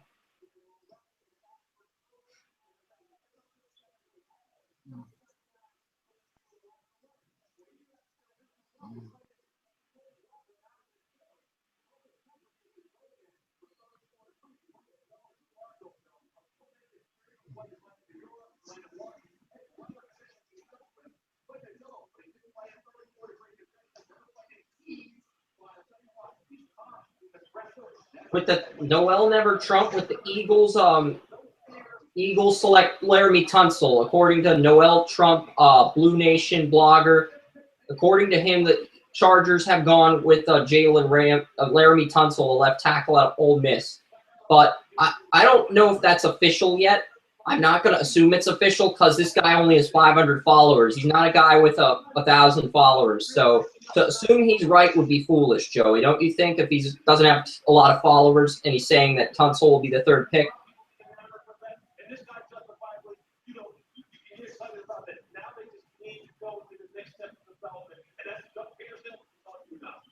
He's got all the intangibles, the brains. What I like is he applies it on game day. Very few college quarterbacks they can control the line of scrimmage anymore. At least when you watch this kid play, see him take the game over at the line of scrimmage. Hey, it's a blitz. National championship game, change the play, change the protection, and they can throw in a tight window to determine the outcome of the game. I love that. And he's a dual threat. He's going to use his snap count, a dummy count. The Chargers pick Ramsey or Bosa. I'm going to lose it. Sources tell me Chargers are taking Bosa, but there's no guarantee that Charlie Campbell is right. Okay. He's been right in previous years, but let's just wait and see what happens, guys. Ronnie Stanley, Chargers brought a waste of a pick.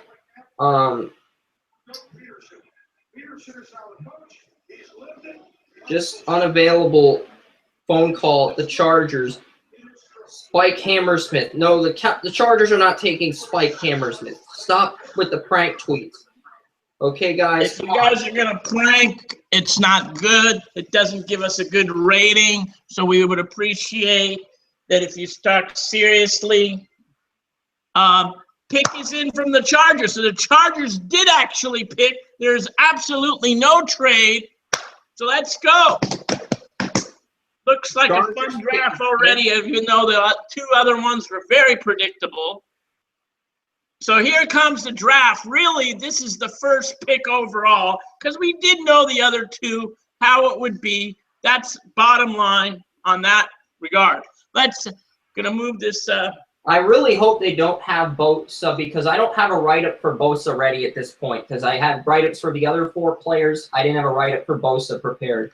I think actually Bosa will split. I can actually see Bosa actually going to the Browns. Just tweeted that Joey Bosa will be the Chargers pick, and he has 514 followers. I have 1 million followers. So we've got 2 votes for Tunsil. Zach Jackson has just tweeted that the Chargers are taking Joey Bosa. He's 19.5 followers. Get on that. Really? I can't believe that.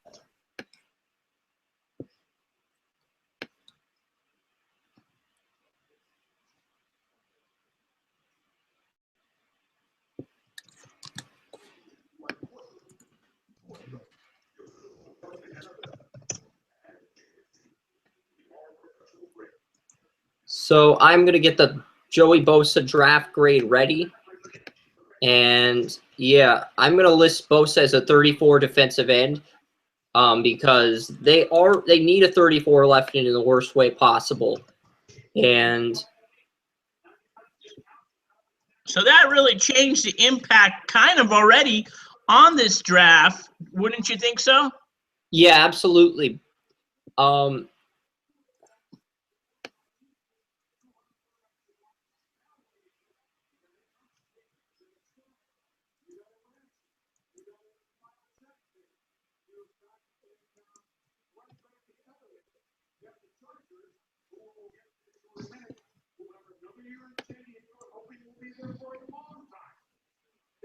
They need juice, fellas, on defense. I know they need a protector for Phillip Rivers and left tackle. And they're going to work and run. I like juice on the offensive line. I go Bosa. Oh, here he said it. Just said it.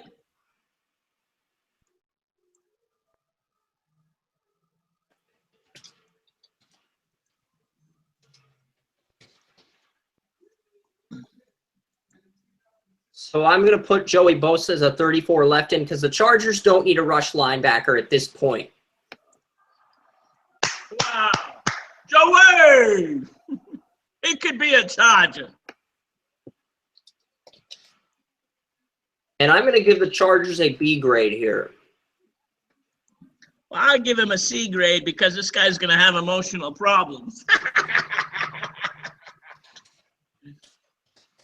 I'm just playing.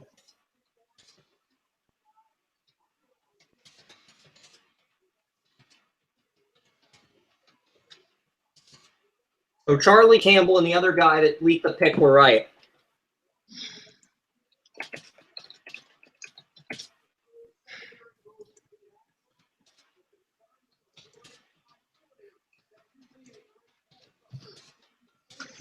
Cowboys will probably go Jalen Ramsey now. I can't see them not taking Jalen Ramsey at this point.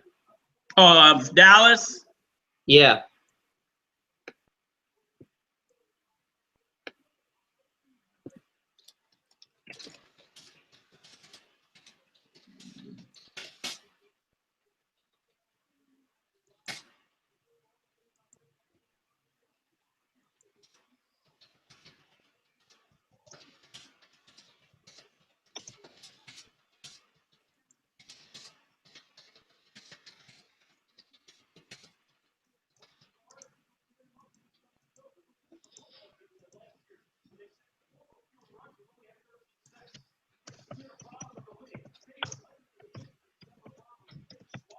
Yeah, the Chargers lost Kendall Ray's at 34 left in, which is where I'm projecting him with Atauchu and Ingram and outside linebacker. So I have him as an edge rusher in the 5 technique here, and I gave the Chargers a B grade because I think there were better prospects that would have filled greater needs, but I can't blame them for going Bosa if they believe he's the best player on their board.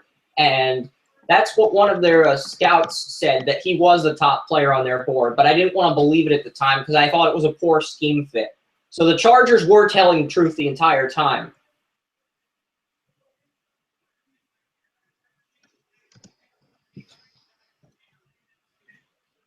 Well, Emmitt Smith, we don't know yet. I'm going to look up the Cowboys because I think Ramsey's a lock. I have write-ups for Elliott and Bosa both ready.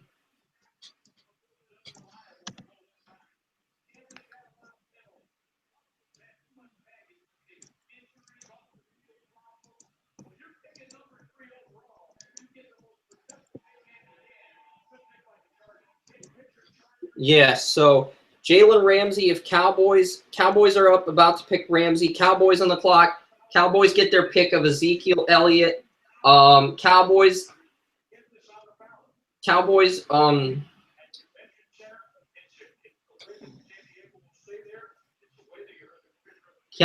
up next. Black Adam Schefter tweeting.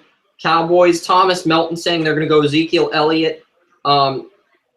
Ezekiel Elliott, 3 votes for Elliott. Nothing here. Dallas struck either Zeke or Jalen. I think that's pretty obvious at this point. And this is what's going to decide whether the Cowboys get an A- or an A+ grade. This is the tiebreaker here. Ramsey to the Cowboys, 1999. Pedro Martinez tweets that he has 52,000 followers.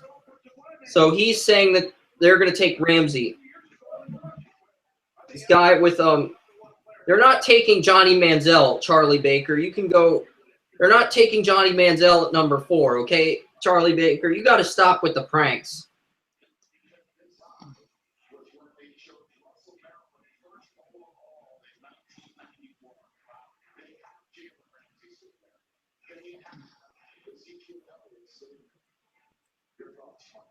Cowboys are not drafting Jerry Jones. Jalen Ramsey to the Cowboys. Another vote for Brett. He's 621 followers. The Cowboys are not selecting Willie Beeman. This Giants fan says they're going to take Willie Beeman from any given Sunday. You realize how ridiculous these Cowboys fans are, Joey?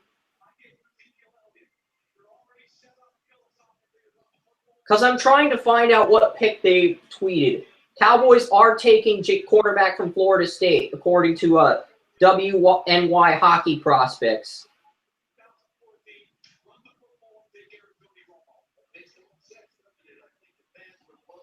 Ezekiel Elliott, Jalen Ramsey is the top player on the board, and the Cowboys have to take him here. Wait, oh please, Cowboys take Ezekiel Elliott, Ramsey or Elliott. So either Ramsey or Elliott. Cowboys room, I swear, Cowboys are loaded at running back, according to John Gruden. The pick is not in yet. Cowboys war room.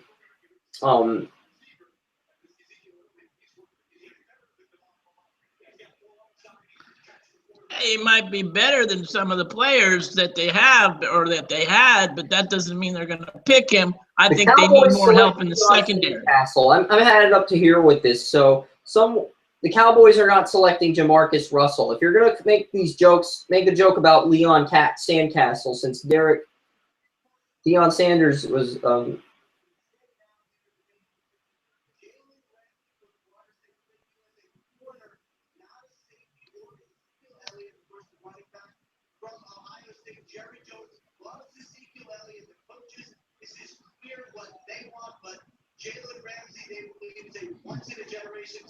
yeah, I mean, with the Cowboys, Ramsey is the highest player on their board, but Jerry Jones loves Elliott. This is the dilemma. Of course Deion wants Ramsey. It's going to become his best friend. Come on, They Deion. might even trade this pick and move down for Elliott. And they're really waiting till the last second to get this pick in. Edwards says Cowboys are taking Ezekiel. Once they pass on it. Oh, they got somebody.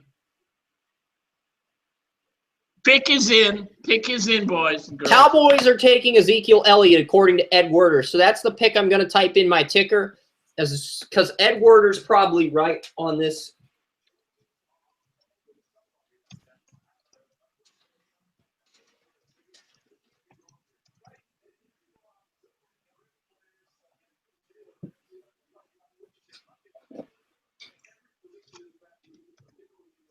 Joel Cat just tweeted that the Cowboys are going with Elliott, too.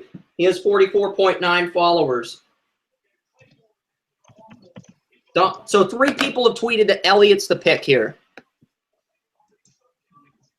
Can you confirm that yep.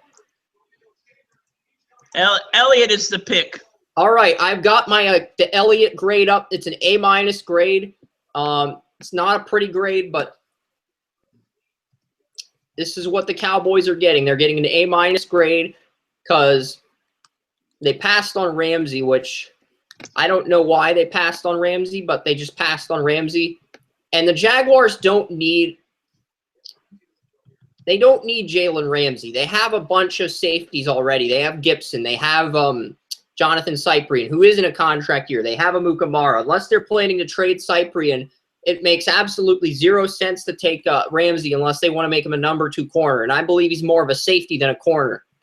So the Cowboys get the first A- grade here. I gave the Chargers a B grade, Eagles B-, Rams a B+. So the Cowboys get an A- grade. And that's the first A grade of the draft. And it's an A- grade, Joey. So I think that pick warrants that grade, an A- grade.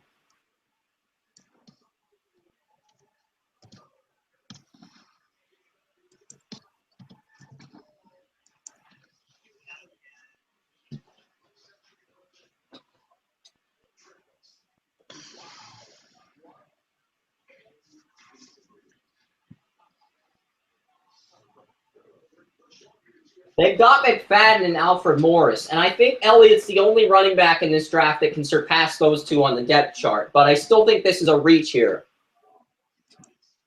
Yeah, it's a bit of a reach. I agree with you in some fashion. But who are they going to get? Ramsey? Anyway, okay, the Jaguars are on the clock. Yeah, I mean, Elliott's a good pick here, and now we're going to start looking at the Jaguars Twitter feed, trying to figure out who they're going to take, because finding out who the picks are is much more fun than actually waiting through the process here. I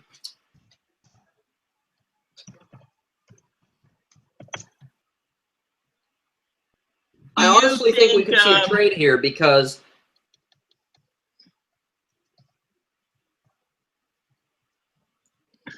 the Jaguars are loaded at safety. So I honestly think we could see a trade here at 5, and I think a team could move up for Ramsey here. Yeah, I believe so. I mean, I think right here is the Tampa Bay Bucks would be a perfect spot to move up here, so they can grab Ramsey. Take a pay cut if they got Ramsey, so it just makes so much sense for them to take Ramsey at this spot. I mean, it takes so much sense for them to get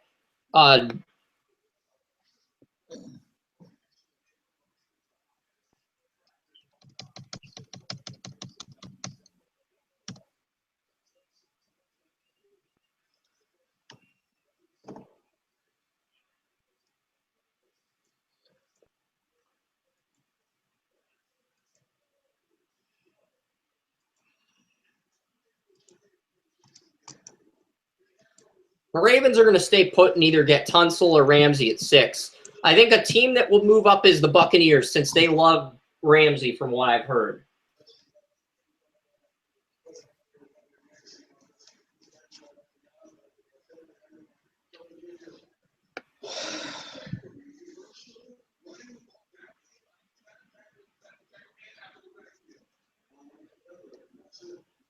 Yeah. I think he's going to be a great guy for Dallas.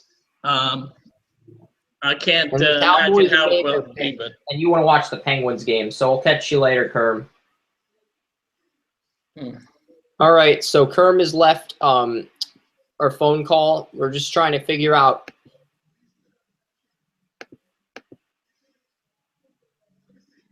This is just taking too long to load the page for the draft results here. I'm hoping it'll load this time quicker. It's like the page is taking too long to load in Google Chrome, and I need it to load in Google Chrome to promote my content through social media. This is really disappointing me. But I am going to look up the Jaguars live tweets here, because this is how it works. If the page is going to take forever to load, I get to look up tweets just to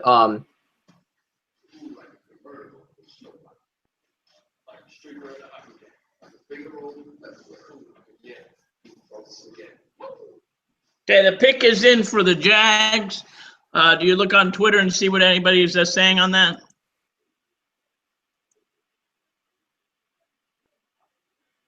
Jaguars are expected to take Jalen Ramsey.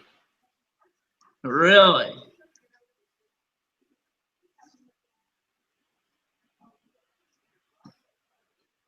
See, the Jets had Wilkerson and Sheldon Richardson and Muhammad Wilkerson, which is why they got a B+ grade for taking Leonard Williams, even though he was the best defensive player in the draft. The Jaguars are in the exact same scenario now. They will get an A grade instead of an A+ grade, though, because giving the Jaguars an A+ grade here when they have a complete secondary is just foolish, Joey. See, congratulations. Now, we're going to add one more on how the Cowboys make it. Well, Susie, it's interesting because the Dallas Cowboys debated moving back in the draft today. A few picks back. As far as value goes, this is an A+ value grade, but in terms of position, this is a B grade, so I'm giving them an A grade if they get this pick rather than an A+ grade. I don't know. Maybe I'll give them an A- grade, because Elliott filled a position of need and he was a good value pick. So maybe I'll give the Jaguars an A- grade. I'm torn. I'm still torn on this pick, Joe. NFL Draft Diamonds, the Jaguars have taken Jalen Ramsey out of Florida State. And I'm guessing he'd be number 2 corner. They moved Aaron Coleman in there. The Cowboys as a coaching staff has told me here about playing again like they did in 2014. when they had DeMarco Murray lead the NFL in rushing behind that great offensive line that contains three first. I think that the NFL Network has so many commercials.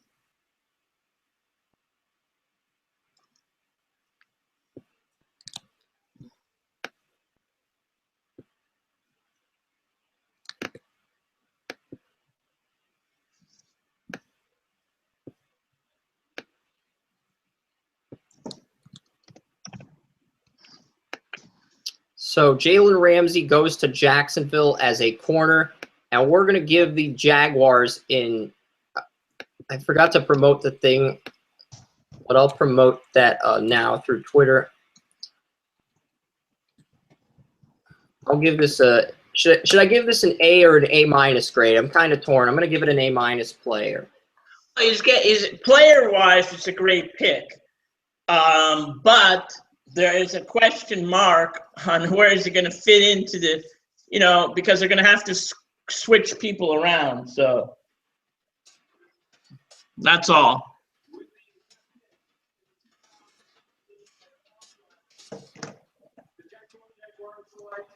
Jalen Ramsey.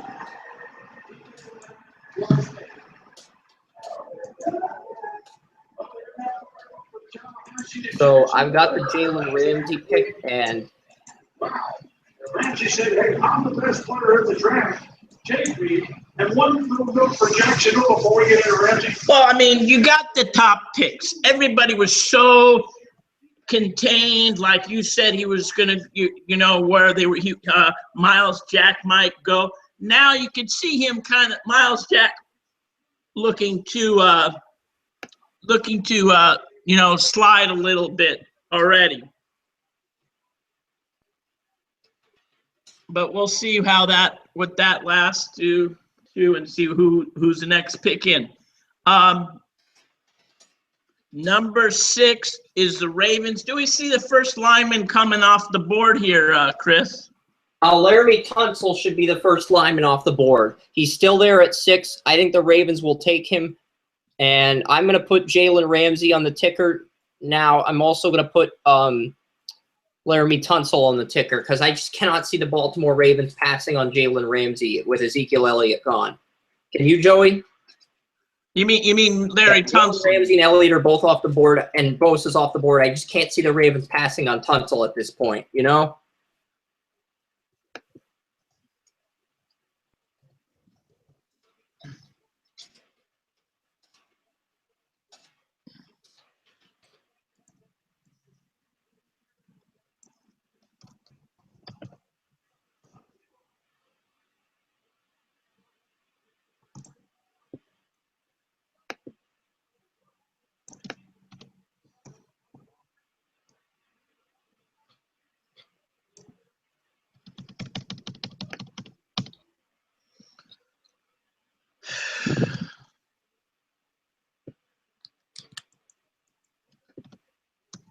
So I'm going with Jalen Ramsey at 6. I'm under the assumption that Baltimore Ravens will take Jalen Ramsey, and I do have a write-up for Hargreaves prepared if they do surprise everybody and take Hargreaves over Tunsil. But I think the Ravens Tunsil's a lock here.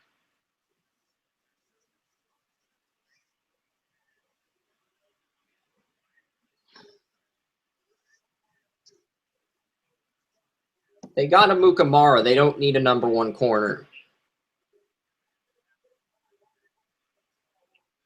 And they got Smith. If Ramsey was there, I could see them picking Ramsey, but he's not there anymore. Yeah, and they're going to take Tunsil at 6. I look at Mills. I'm looking at NFL Network. Sorry to cut everybody off. Yeah, if the Ravens pass on Laramie Tunsil at 6, all the way to number 8 available. What do you think about that, Chris? Did you hear that? But they have a Mukamara, and they brought in Gibson, and they have Cyprian at strong safety, which means he'll be a number 2 corner across from a Mukamara. I think that's pretty obvious, Joey.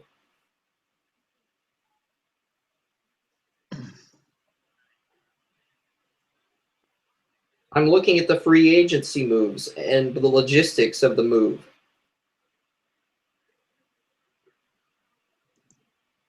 But he can play man, he can play zone, he can pretty much do everything.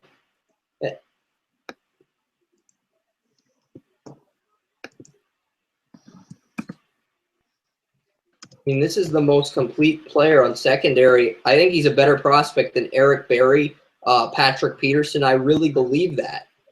So I think this is a very smart pick. I was going back to the Chargers. How does everybody like the Joey Bosa pick going to the Chargers? I mean, that's kind of a surprise in my, right there. That kind of captured me, actually. Because nobody really thought about Joey Bosa going to the Chargers.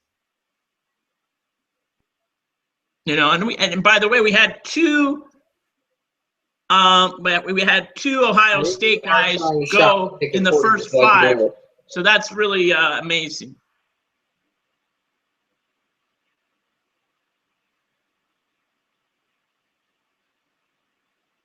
Why are they thinking about this?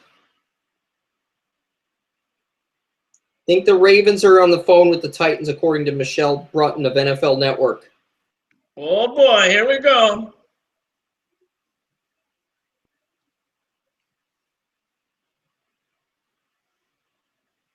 And then we have to change everything. Well, we had that Ravens GM that tried to, the Titans GM in our group mock, Oren, where the 7-round group mock, this Titans GM that was just, he kept trying to trade back up and get multiple first-round picks. It was insane. Yeah. We had to boot him from the draft because he was just being that much of a... Okay, Right. The Ravens are scrambling. The Ravens, Ozzie Newsome. Ravens pick is in, actually. There is no trade. Ravens draft... Ravens pick is in. The Ravens pick is in.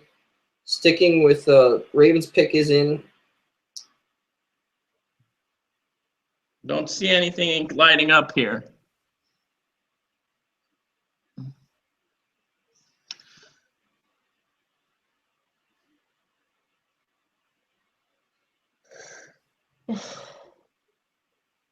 Ravens take Ronnie Stanley. Oh boy. I told you it'd be the first lineman then off the board. So Ronnie Stanley, according to Dory Kleinman. So yeah, I'm gonna give this I'm gonna give this a B. I had I gave the Chargers an a B plus grade for taking Ronnie Stanley at 3. So I think I'm gonna give this an A- grade. I wouldn't give it an A. Yeah, I mean, it's a good pick for them. I knew they were going to take offensive linemen.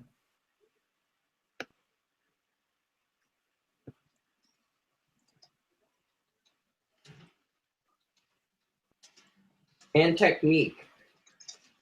I mean, I remember watching this guy in the War Room. We talked about his technique, his footwork, how he uses his hands, but the strength was the one thing that wasn't there.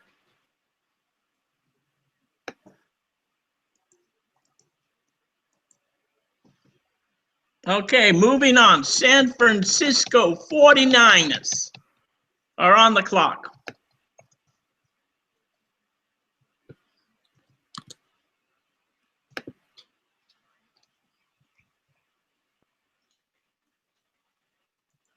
Do you think a trade comes here and they move back and get past Paxton Lynch?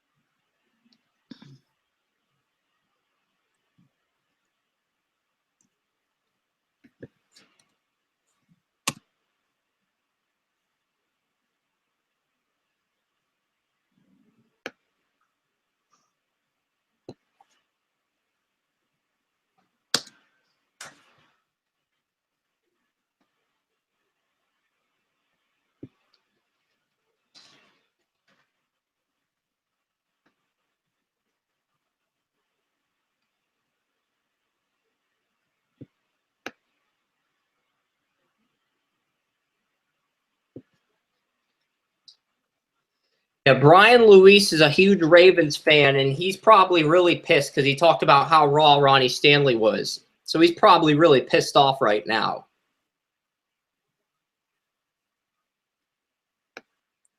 Well, that's what our co-host who fills in for you said, that he's raw. So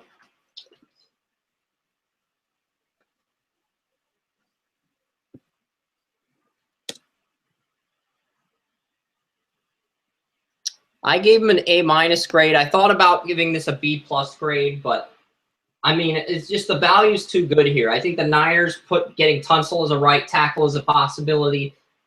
They could get Paxton Lynch. They can move down for more picks.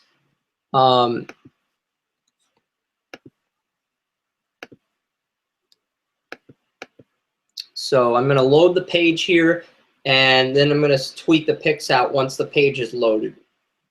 Because I do have the picks up for these picks. I have the first 6 picks up. Ian Rappaport looks like he's about to report a blockbuster trade.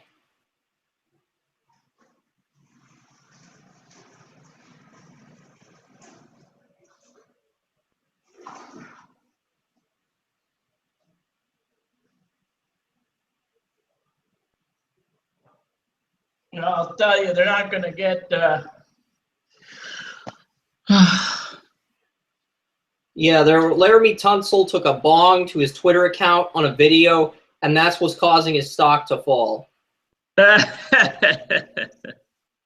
I think that the next lineman will be him. So I mean, we know that decision. So my first 6 go draft grades are up. 3 A- grades so far, 3 B grades to begin the draft, and 3 A- grades. Nobody's gotten an A grade or an A+ grade so far, but we've seen better value with the picks in the 4 through 6 range.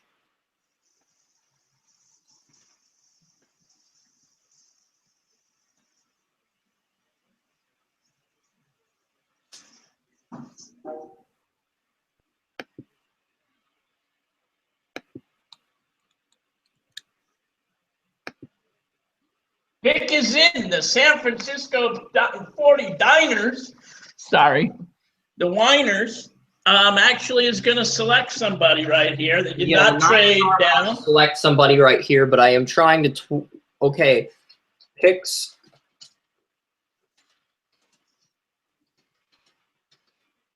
Paxton Lynch.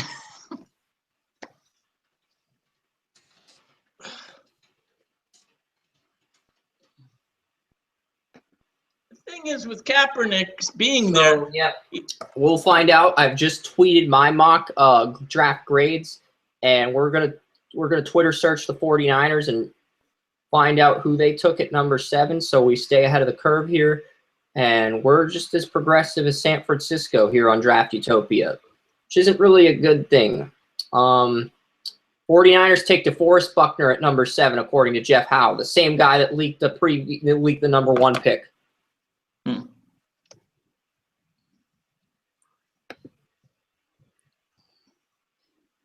I know I like this kid very. I love how you're just so whatever. It's not a big deal. Who?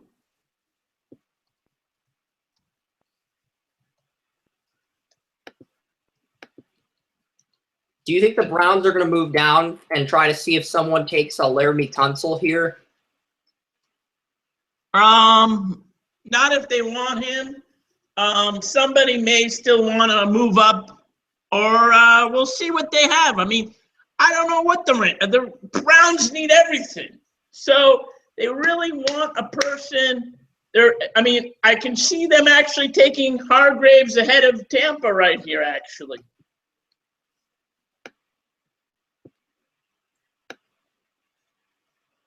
What do you think on that? Yeah, I mean, DeForest Buckner. Is DeForest Buckner, is he a defensive end for the 49ers? Yeah, he'd be a 5 technique defensive end. And they drafted his teammate Eric Armstead last year. So now Chip Kelly has 2 5 technique Oregon Ducks on his roster. That's funny.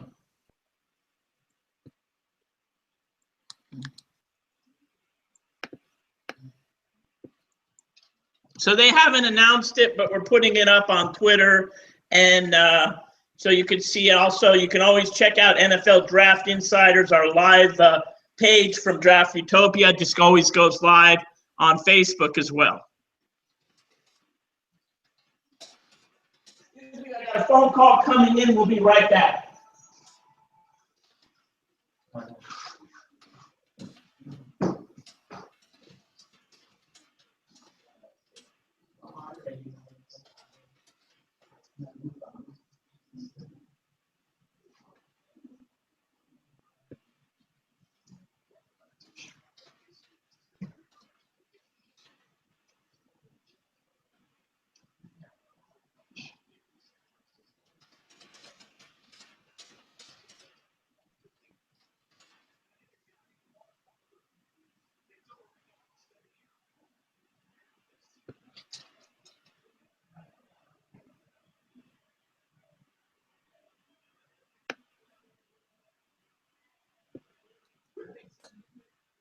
Who gives a Buckner?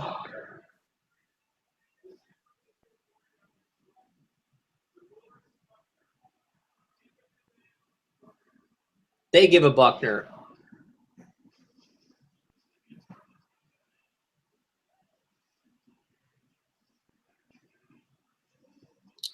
I'm sort of torn on what grade to give them because I think this is a solid pick, but it's not a great pick either.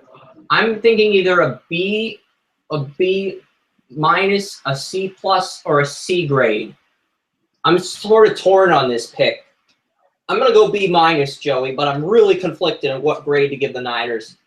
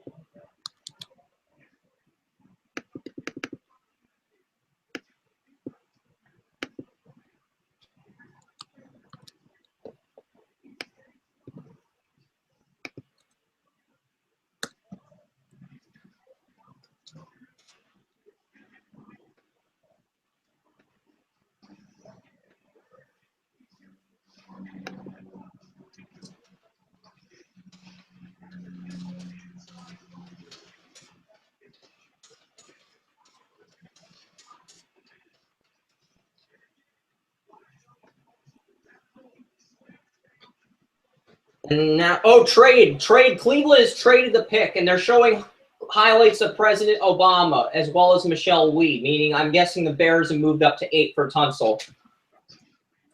I'm guessing the Bears.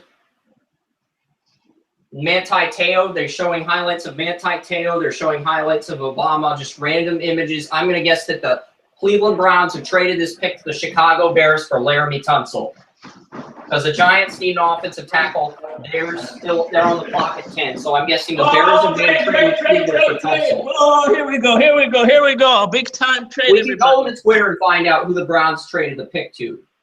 Raiders, baby. Come on, baby. Warren is clapping. That means the Raiders may be picking here. Here we go.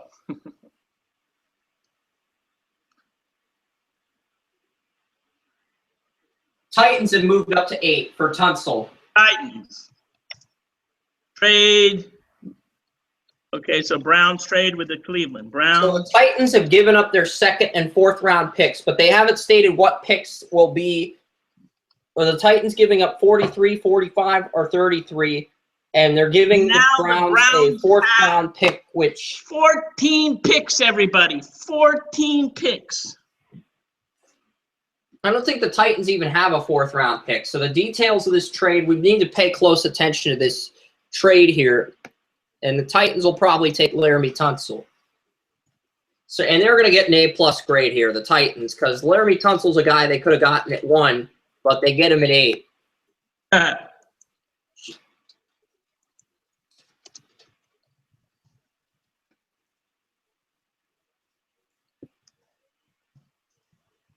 I mean, is there anybody else besides Tunsil that could be the pick here at 8? They could. I told you they could take a cornerback here too.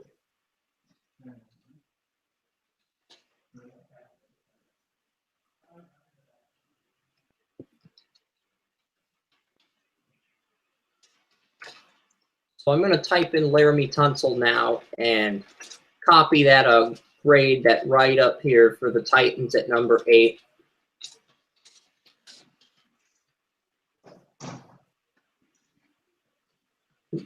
Titans pick is in, and I'm going to say it's Laramie Tunsil just because the value is there.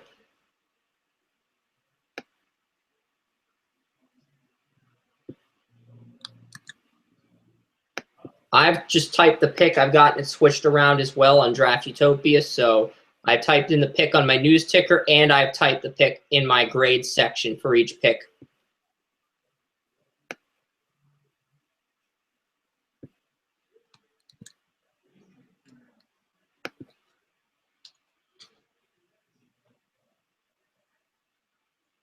Oh, shit! They took Jack Conklin at number 8. Oh, shit! That screws up everything, Joey.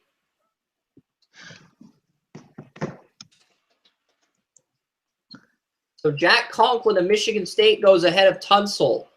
Wow. That's amazing. That's amazing. I cannot believe it. Does Tunsil know he's Tunsil? It must be another Aaron Rodgers. I bet he turns out to be the best lineman in a long time. And I'm not just saying that. I don't think the Giants are going to take Tunsil at 10. I think he'll either fall to Chicago or someone else. So Tampa Bay is on the clock.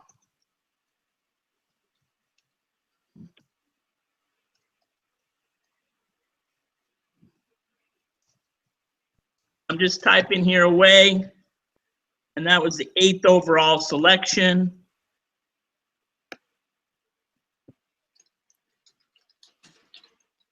I'm going to give this an A- grade because I still think Tunsil is the best offensive tackle in the draft, but I think they're getting better value here than they would with someone like Ronnie Stanley at 6. So this will be another A- grade. Is it Jack Conklin, you said, Jack?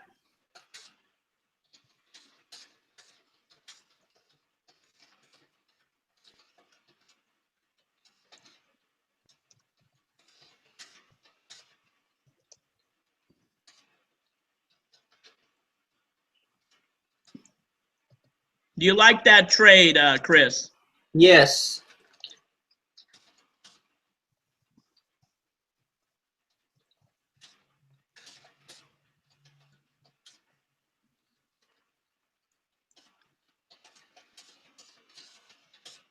Yeah, I'm really surprised about that they didn't take, there's got to be some type of character issue that we're unaware of. Is that a possibility? Yes, there was a video earlier today with Laramie Tunsil on YouTube with him smoking a bong. It got uploaded to Twitter, and he quickly deleted it.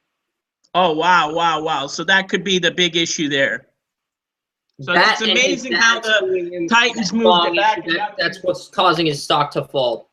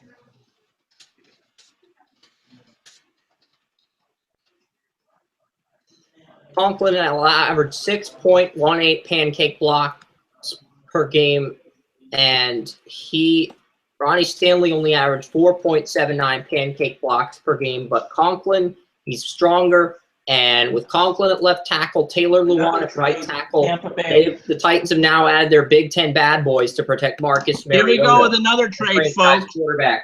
And the Bears have moved up to number 9 in the draft, which means they are moving up for Tunsil, and the Buccaneers are moving down for Hargreaves. That's kind of a weird function, but whatever. It's not that much like different. The Vikings-Browns trade where they sort of swap picks. So the Buccaneers get 106, the 4th-round pick from the Bears, and 11. Bears get the 9th pick in the draft. So I've got to update my ticker as well as what is that? The draft grades section. And I'm almost certain at this point, Joey, that the Bears are taking Tunsil. They don't care. So you think Tunsil is going to go right here? Yeah, I mean, if the Bears pass on Tunsil for Hargreaves, it means the character concerns are legit, Joey. It's like there's no other way to put it. Yeah, I mean, but they can go defense here. They moved up 2 spots from 11 to 9.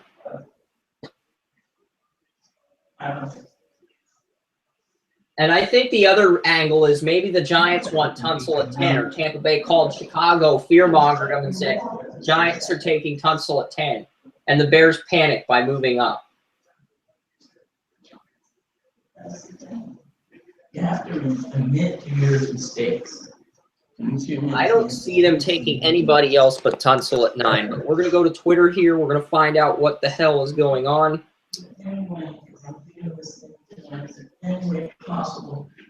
I've got the current code. I've got the ticker for the top 8 picks. I don't know why. Yeah, like I type the picks as they're coming out, copy and paste stuff. And the Bears, Bears going Leonard Floyd ahead, according to McLovin. The Bears are taking Leonard Floyd at number 9. They're passing on Tunsil for Leonard Floyd, a guy they could have gotten at 11. This is getting a C+ grade because they took Floyd here, Tunsil, and they moved up 2 spots to get a guy they could have gotten on 11. I might give this a C grade. I'm not sure, Joey.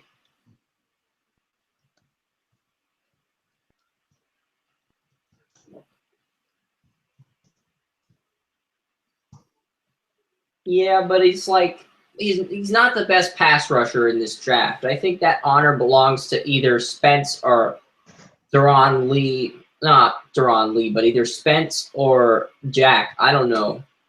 We'll see what the Bears do here, but I'm definitely thinking at 9 is probably. McLovin says the pick is Leonard Floyd, so I'm inclined to believe him at this point.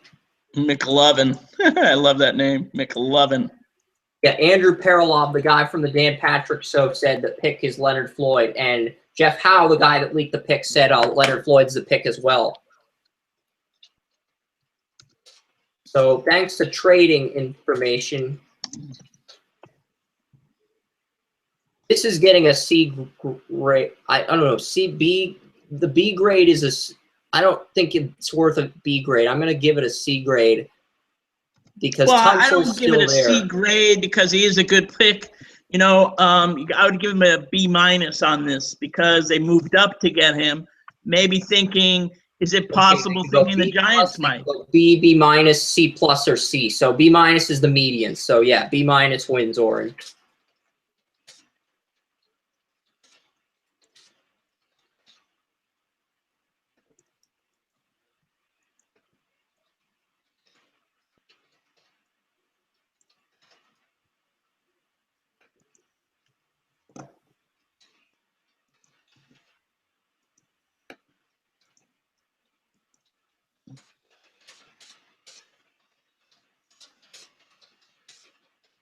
Oops, I made a boo-boo.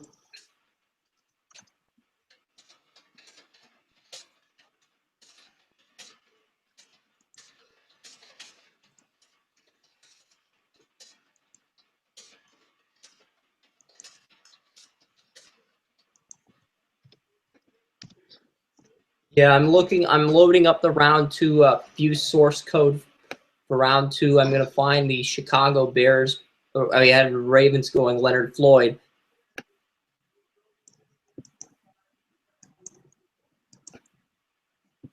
Come on. 418 load. I know, don't you hate that when it's so slow? Yep.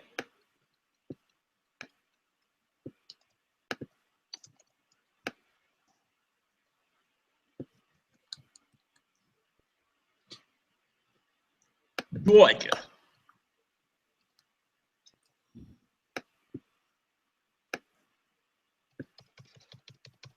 Okay, do we see another linebacker going here, or this is where you should see Tunsil right here, number 10?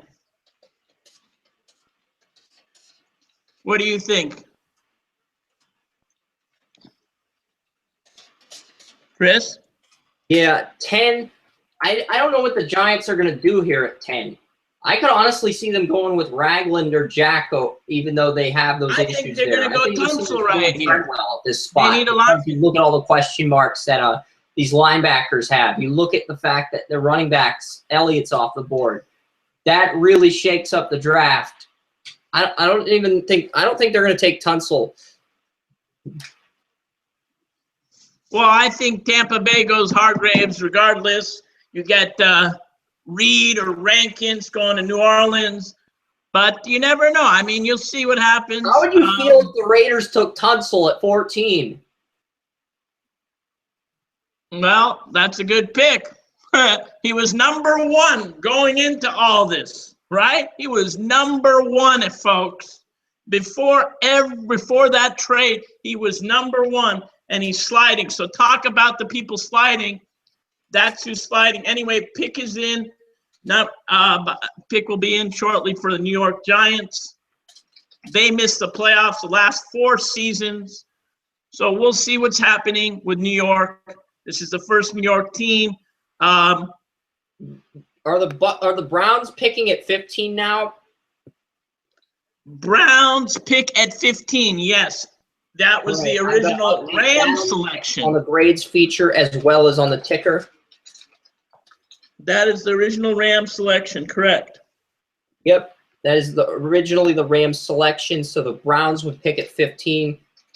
And they're probably looking at Treadwell or Michael Thomas with that pick loading up on picks. So let's take a look at this draft ticker here. The Buccaneers, they went with, the Tampa Bay Buccaneers now pick at 11 on our ticker.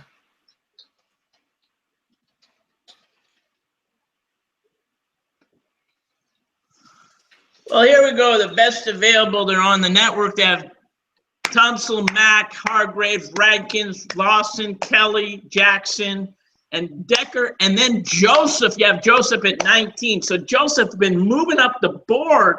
People have him going in the second round. I guarantee you he goes today.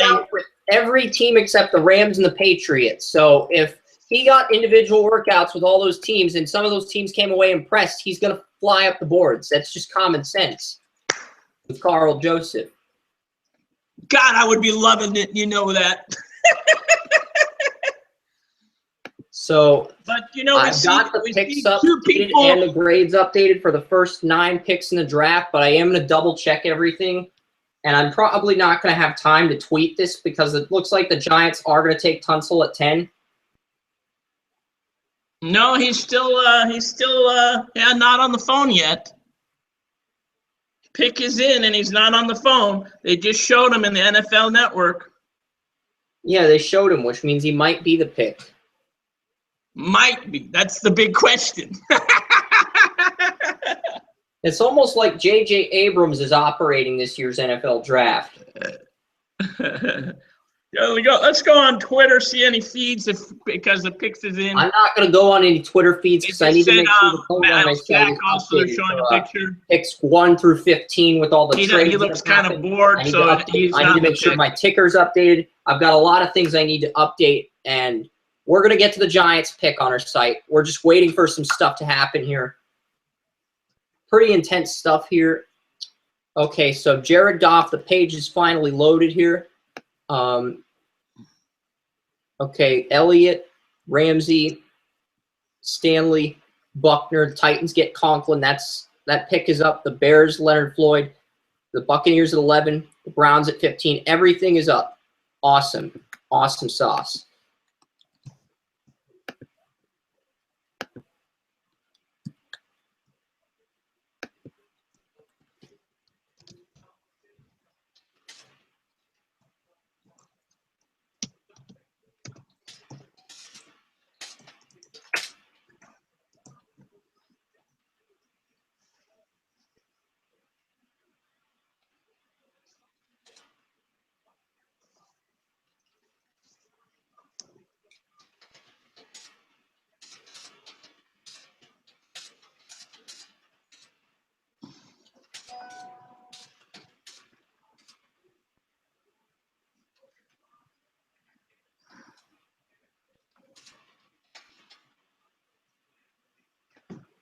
Yeah, I mean, right now, picks 7 through 9 are up. Conklin's the only player with an A- grade among the prospects.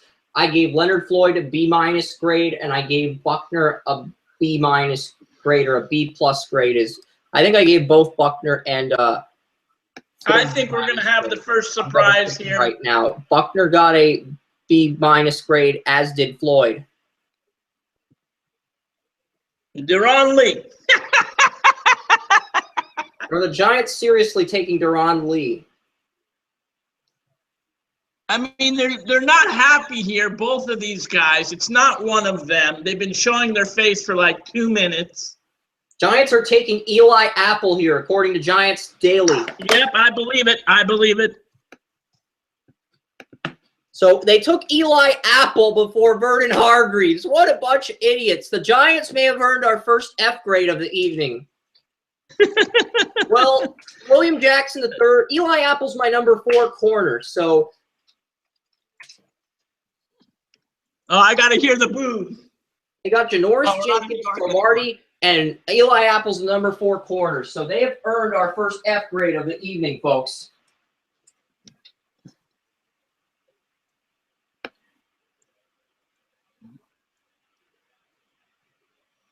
The Big Apple. Oh, shit. They got that one good. Yeah, I can't wait for the pick because I want to have my grades up, especially if I've already got the code. I've got the source code written for all of the picks in my mock draft.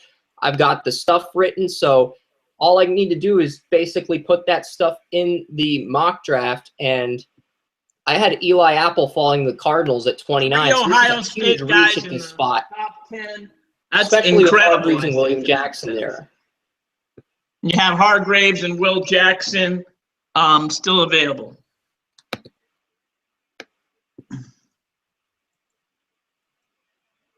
And well, now, NFL Network the doesn't New always Orleans. get it right. You look at the sources. You have to look at multiple sources, Joey. You're just going to assume Rappaport or whoever is back right. on the clock.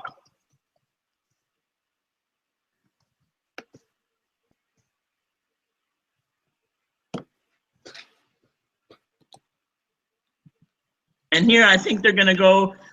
Is that a twist of fate right there, or did they agree on something? Or it's kind of weird that they got kind of lucked out, I would think, about that one. You know, if they do decide to take Hargreaves here. Don't you think?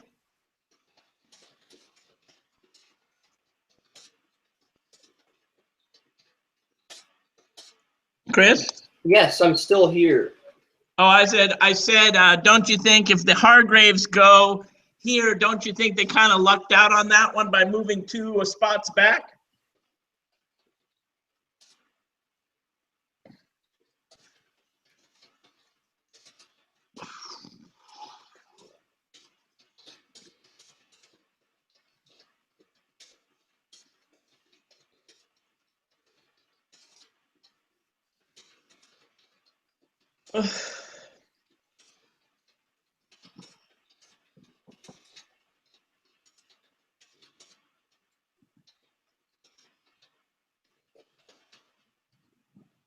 Yeah, and this is easily an F grade, but it's based on he's a boundary corner at best, and he just The Giants are drafting him as a boundary corner, but this is just a massive reach at number 10.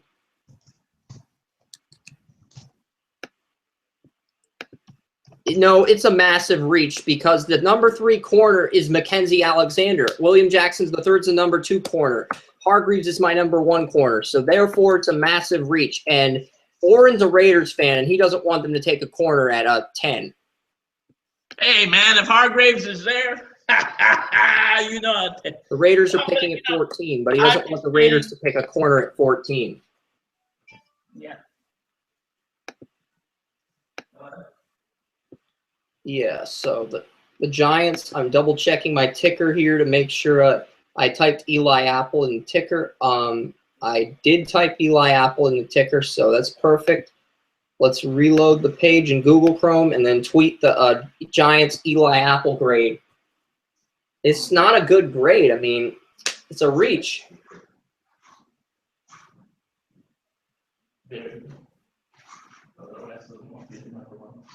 No, those were obvious picks. I had them 3 and 4 on my final draft board.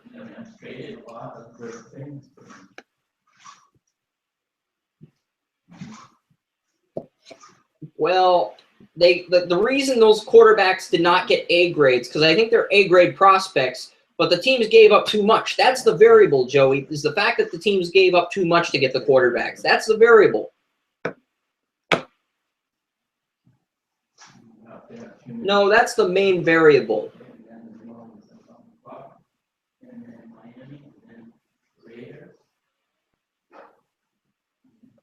And the draft results page is not loading yet.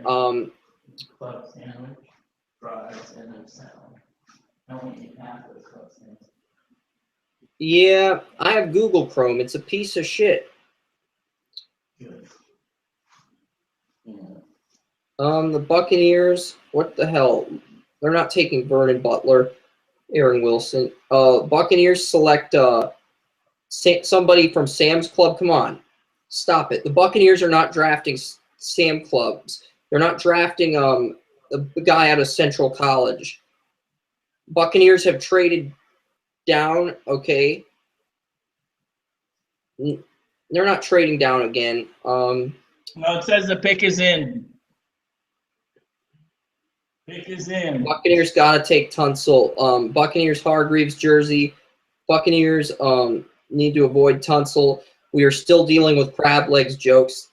Vernon Hargreaves, according to Don Cleveland, the guy that leaked the pick. Yeah. So Vernon Hargreaves will be the pick. Okay, I thought so.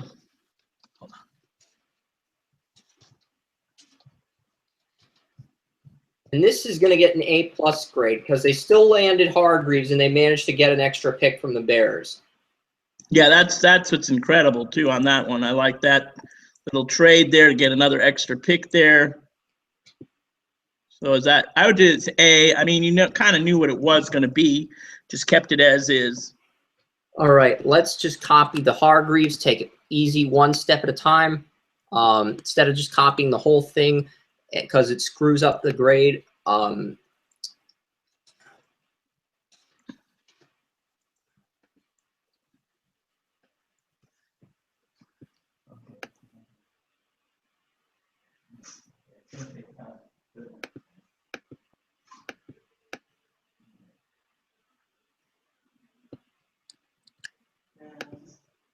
In a way, I'm in the right mindset. It's just the last time he's on the far right.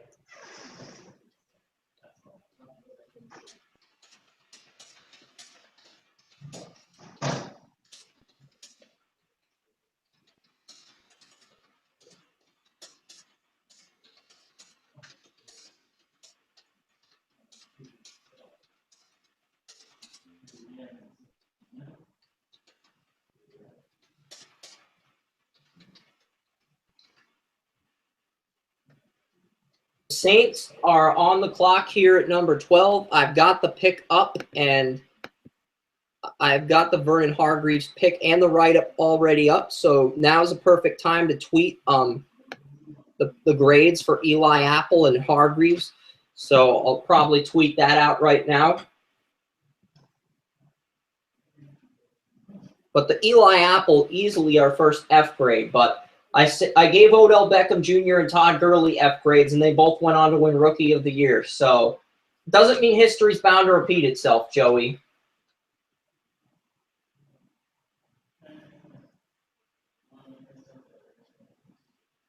Yeah, Hargreaves at 11 is a fantastic pick. And he doesn't have to be the #1 field corner. He can go up against #2 receivers, learn the system, and he gets to complement Brent Grimes. And they got Jonathan Banks back, who had 11 deflections in his second season at the nickel. So I love the fit there at that spot. All right, that's fine. Okay. All right. And I did take care of a few things today, so that's good. Okay. Yeah. We got a lot down. I did say good things. Anyway, okay. I'm glad I'm going to see her. That's the most important. Next Wednesday. Yeah, well, but they're going to try to get a sooner appointment, but it's okay. But at least I'm going to, what with her, so that's good. That's better than nothing. Okay. Okay.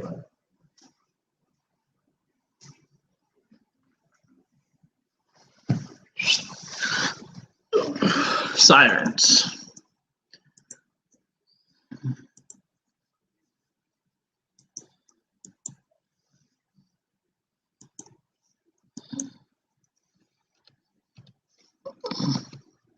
So here we go.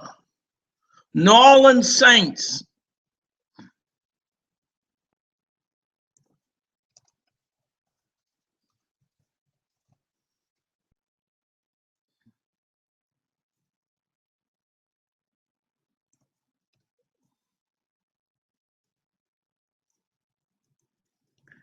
Chris, do you think the Saints make a move here?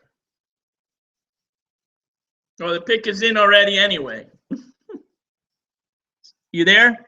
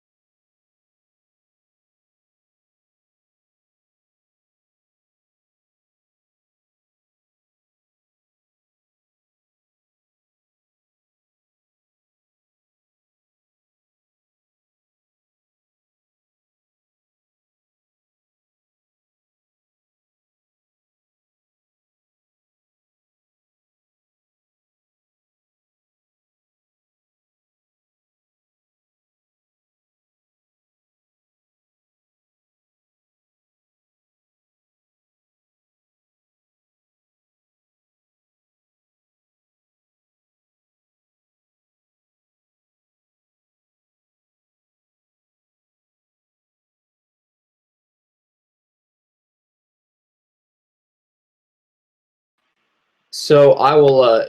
I'll send him another invite because this is not worth fighting over.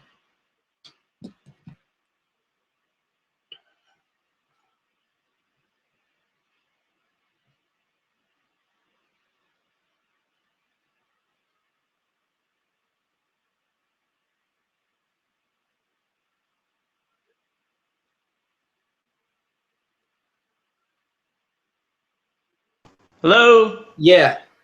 Hey, now I got you. And the Saints go Sheldon Rankins out of Louisville at 12. Yes! Yes!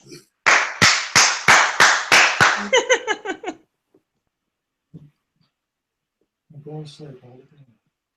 Hold it down. How do you like that pick? Saints fans out there, we got Sheldon Rankins, defensive tackle, out of Louisville.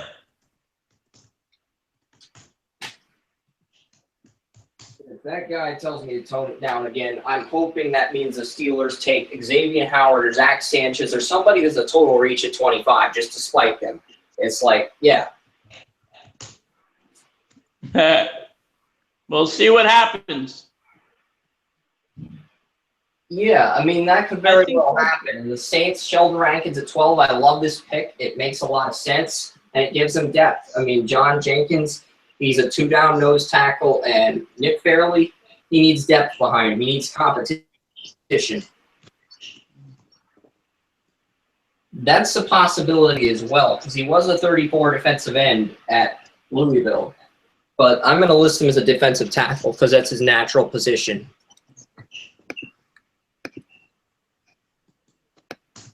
Well, he's a defensive tackle / defensive end. He played 43 defensive tackle, 34 defensive end.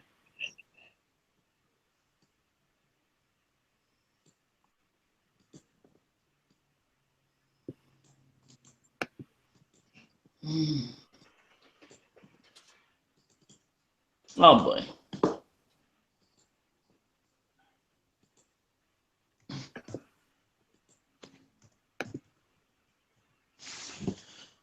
Draft party, New Orleans Saints. Look at all these people. No. Welcome back to the black and gold.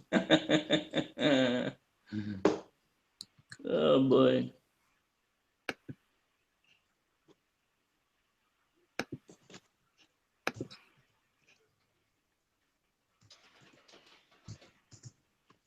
In terms of value, I'm going to give this a B grade.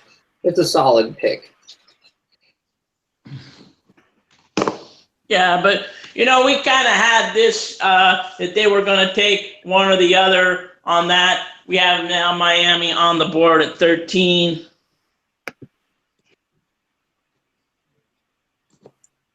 Yeah.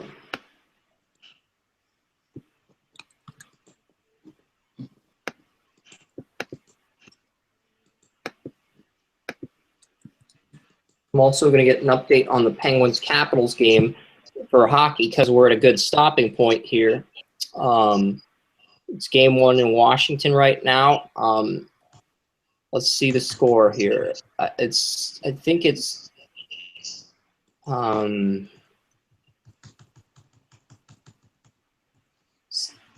right. I'm guessing the Capitals are winning because Crosby looks concerned. Ovechkin looks intense or happy. I can't tell. The NHL scoreboard is still loading. And right now it's 2-2 in the second period. So the Penguins could still win that game. But so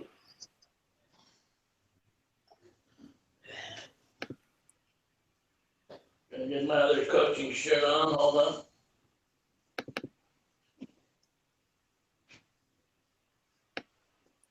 Good shirt.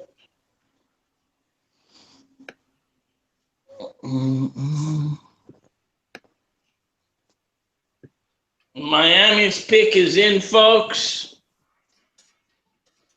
Let's go on Twitter, see if anything, and dial up Miami here.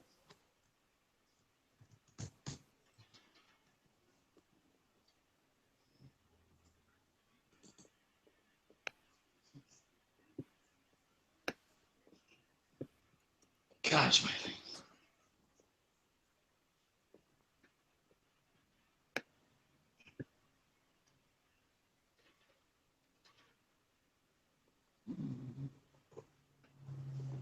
Do you think Will Jackson is the pick?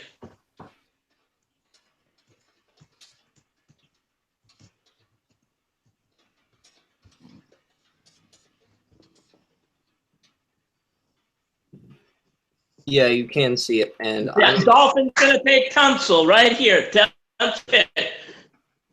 Laramie Tunsil right here. That's what it reports. The reports are saying Laramie Tunsil will go to the Dolphins here, which is a great pick if that's the case.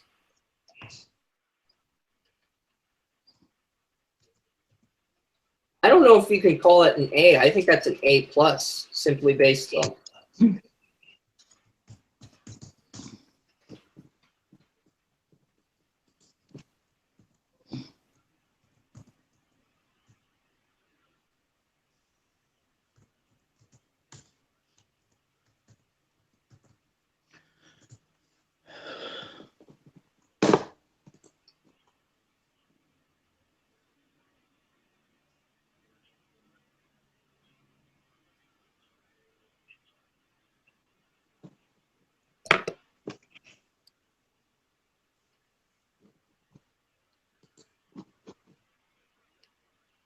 I told you.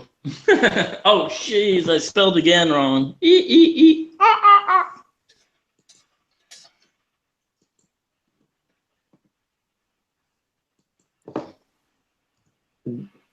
can move Jawan Albert to left guard, and you can move Dallas Thomas And your here left guard to comes, right guard. I told you Miles Jack going to fall to the Raiders.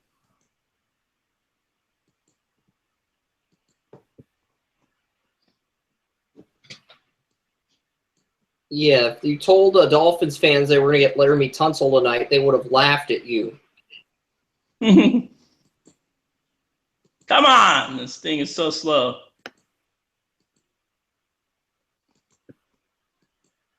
Once again, follow us, folks, on NFL Draft Utopia. After the draft, more draft results tomorrow. Draft Insiders. You can also follow us on @DraftUtopia on Twitter, and you can go to Facebook.com/DraftUtopia to check out our content.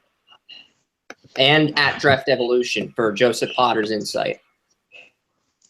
So Laramie Tunsil of the Dolphins is the pick, and we're going to get the Laramie Tunsil grade posted because that's the one player I did have a write-up on. I can't bear it. Woo!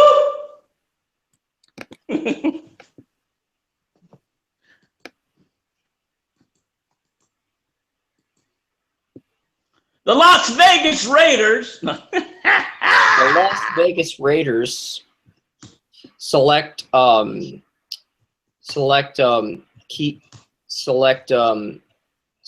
Sherry Kanicha, Sherry's Ranch. Yes, the Raiders, the Las Vegas Raiders select someone from a brothel with the 14th pick, the Las Vegas Raiders. Or maybe they draft the brothel at 14. Do you think that's a possibility if they relocate to Vegas, Joey? How about they draft the bookie owner from the movie 21? Or they can draft Kevin Spacey. Why not Kevin Spacey? Kevin Spacey is a great value pick at this point. How about Rob Lowe, who loves football? Oh, yeah. Okay, folks. Raiders are on the clock.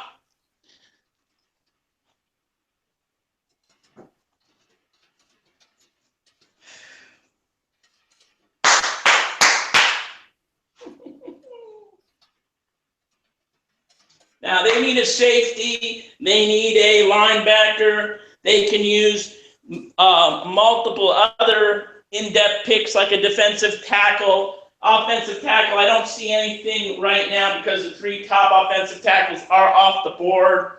They can go, but we'll see what happens. They did do great in free agency by getting a lot of picks from the offensive line, picked up a lot of veterans on defense as well. So let's see what happens here.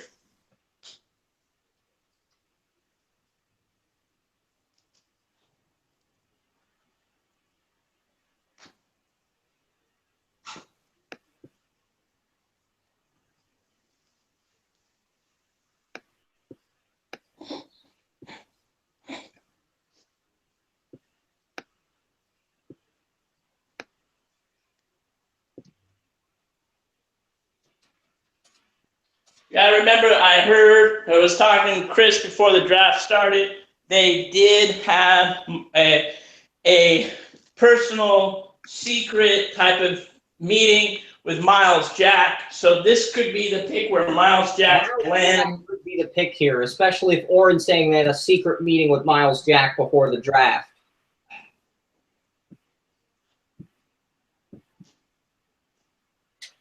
Wow. Larry Tunsil's 6'5", 300 pounds. You don't want to be caught in the dead alley with that gun. It's definitely a great pick here. Missouri averaged 201 rushing yards per game when he started, and all these scouts are making laughable points that he's a terrible run blocker compared to Stanley. So, yeah, Tunsil's a great value pick at this juncture for Miami. Oh, he'll love going to South Beach.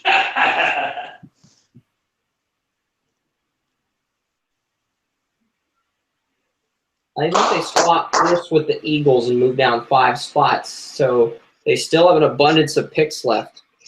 I gave Sheldon Rankins a B grade, and I gave Tunsil an A+ grade. So Tunsil, Hargreaves were my only A+ grades at this point. I handed out the Giants an F grade, but Jerry Reese, whenever I give the Giants a bad grade, I gave Pierre-Paul Beckham bad grades, but I gave Harek Flowers a solid grade, like a C-. Whenever I question their pick, it's just they usually end up getting the right guy. So Raiders pick is in, folks. Let's go on the Raiders Twitter feeds, find out what the pick is. what the heck? How come we had 300 shares earlier today through Facebook and Twitter. How come we only have one now? What the hell?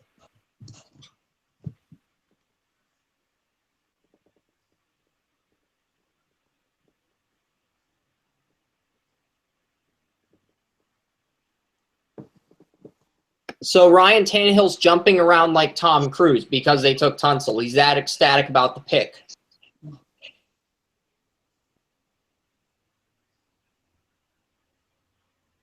Ha ha ha! Look, they said the Bears made a trade with the Bengals for the 11th pick instead of the Buccaneers.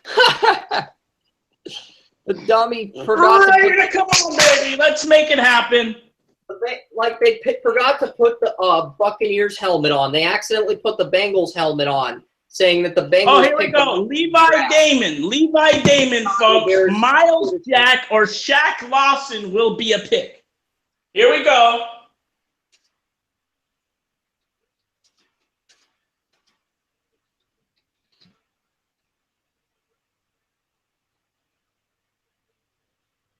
The Raiders pass on Miles Jack for Carl Joseph. A pick that Oren liked. He's a huge Carl Joseph fan, so Carl Joseph. Yes! Oh, baby! I told you in the beginning. Woo-hoo! Unbelievable. I told you in the beginning. Oh my goodness. Oren always gets it right. I did it with even DHB, dude. Unbelievable. I'm trying to figure out if I should give the Raiders an A- or a B+ grade here, because when he's healthy, this is easily an A prospect, but if the injuries add up, this is a C grade. Hitman is back in town. A- grade. Oh boy. What grade are you thinking? I'm thinking A- with Carl Joseph here in the second or first round at 14. Yeah, you can do A-. I don't think it's a reach. A lot of people may say it is, but he is a great player if you look at his tapes. Well, I was thinking either A+, A, A-, B+, B, B-. The grades would vary, but the median would add up to A- or B+. So I'm going to go with A- just to be bold and decisive here. Wow.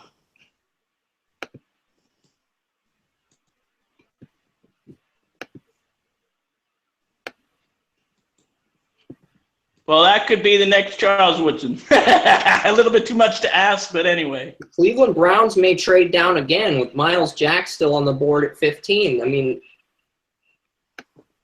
I think the Browns are going to go Treadwell, but if the Browns really wanted a receiver, they could trade down again at 15. The team could move up for Miles Jack. Don't you think that's a possibility? They passed on him. Maybe I'm surprised they really passed on him. Is somebody going to steal and get Miles Jack since the Raiders passed on him? That's the question. You know, that sounds so good. Well, we got a good round pick. The funny thing is, kids, that our Raider fans out there, don't be disappointed in this pick. The guy is great.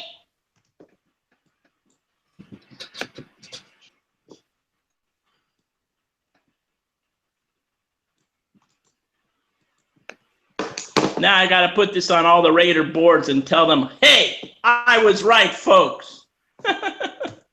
Yeah.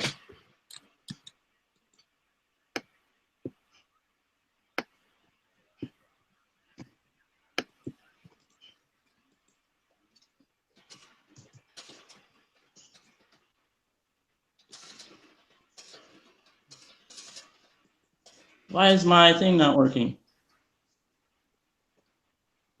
Yeah, I mean, if they had taken, I think yeah, I'm going to go B+ instead of A- now, because if the Raiders had gotten this guy in the back half of the first round, it would have been an A- grade, but they got him at 14, which is a slight reach, so it's a great pick regardless, but I think you're right when you called it a B+ grade, Joey.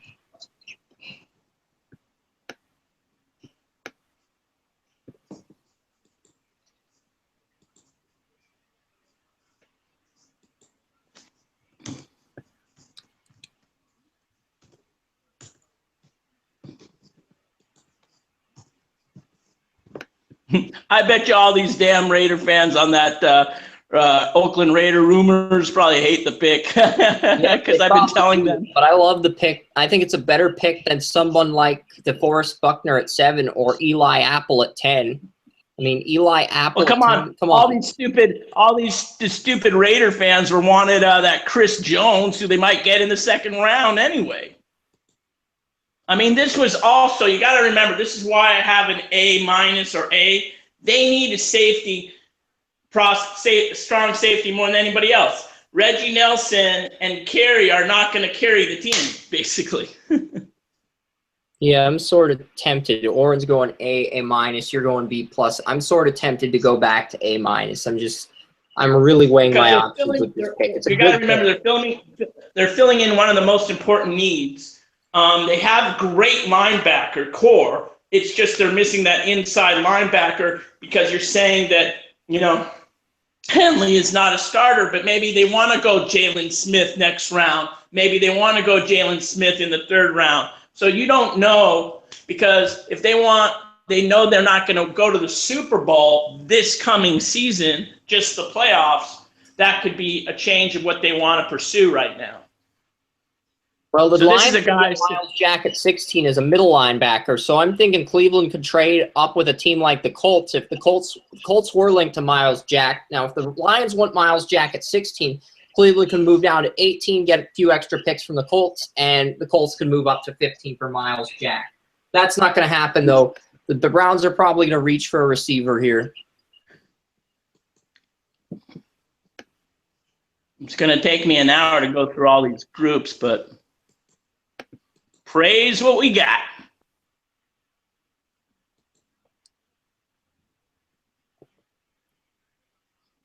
I'm going to Twitter the Browns pick. So the Browns pick at 15 right here.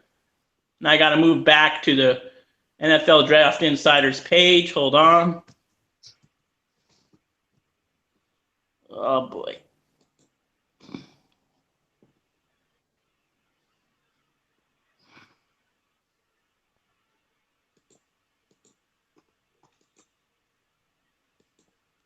Corey Coleman is the safest receiver. I think he's the most potential. It's going to be Thomas or Tyler Boyd, but if you're looking for a guy that's going to make an immediate impact, I think it's Corey Coleman. So I like this pick. I think it's a B grade.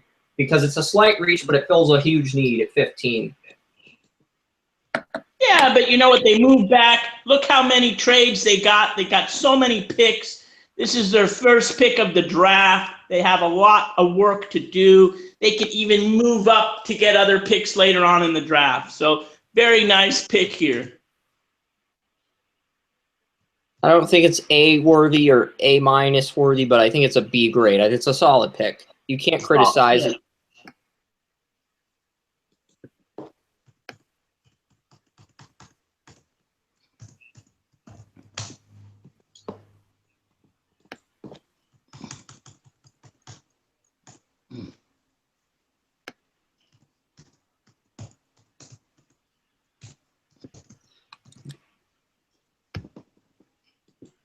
Follow me on Twitter, NFL Orange Time, any time of the year. Just coming up with that thing. Yeah, and I mean, this is a good pick. It's a solid B grade. After this pick, we're going to get to the Lions pick, and after that, it's time to open up part 1. I've got the you've got all the picks on the same news ticker, but I've got 2 separate news tickers for the first round because I've got 1 through 16 and 17 through 31.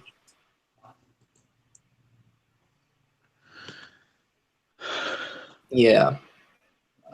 Okay. Now this is, come on, no. NFL drafters page, no, do not do this to me.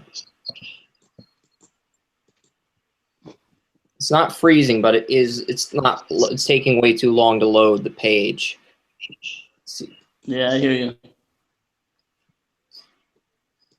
He had 20 receiving touchdowns. He picked apart Worley on tape. He's got really good tape. I like this pick.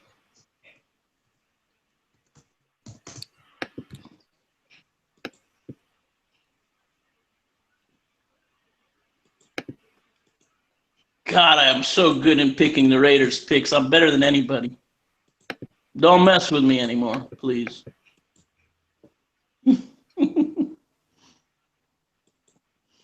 I have a feeling since they completed, I think if Derrick Henry lasts all the way to the Raiders, they will take him at number 2, or they'll go with the best available defensive tackle. But that's hard to say. Okay, pick is in from Detroit already.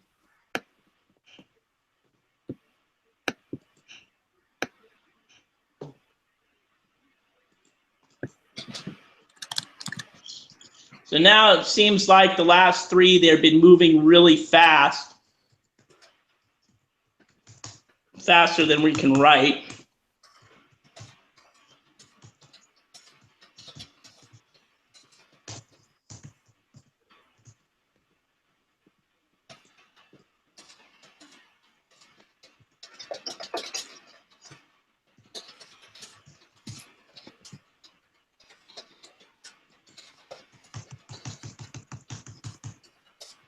Yeah, Josh Gordon also went to Baylor, so I am right. I am mentioning Josh Gordon in this pick just to piss off Browns fans. I know. Josh Gordon.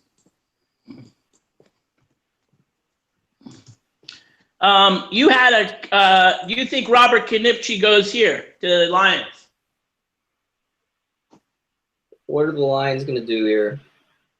Let's see.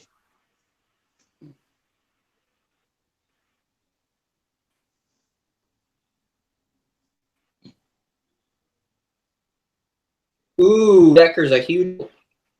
Yeah, Taylor Decker's. Offensive lineman, Taylor Decker. I think Spriggs is a better prospect than Taylor Decker. I think this is a reach. I'm not sure if I should. Let's see. Well, you got to remember that's for you, but for them, that is a good pick. So grades. I'll give it C+. I'll go C+ with Taylor Decker. Yeah, B-, C+ or C. So C+ wins. That's the median.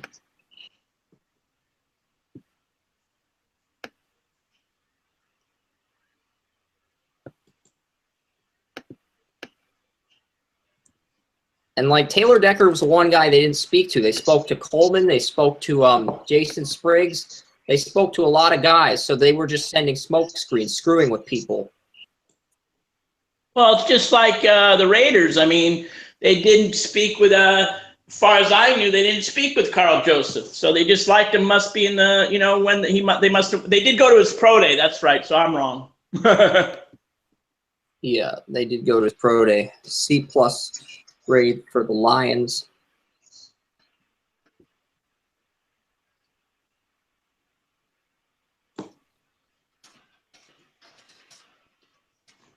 It's hard to move from one to the other, but here we're going.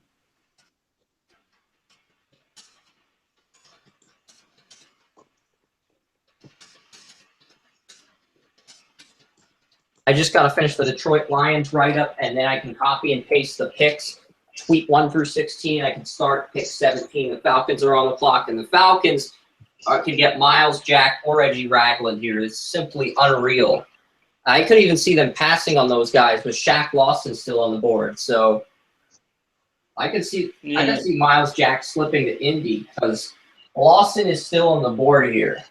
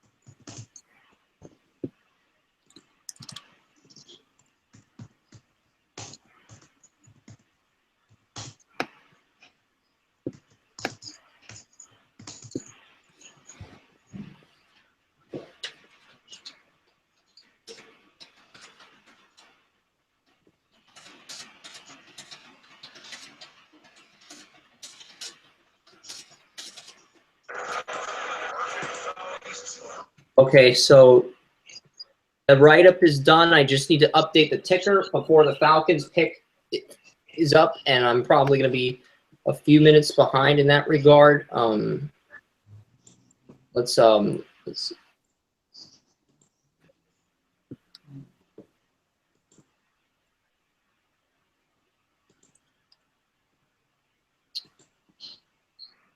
yeah, I've got to type in the Josh Gordon pick on the ticker.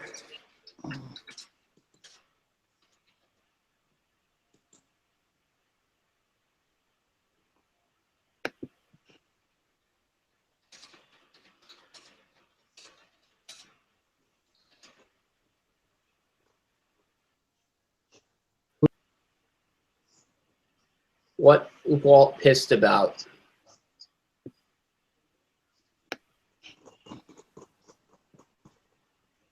Mm-hmm.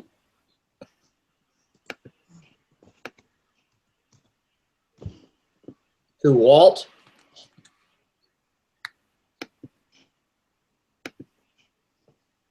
That's a good thing.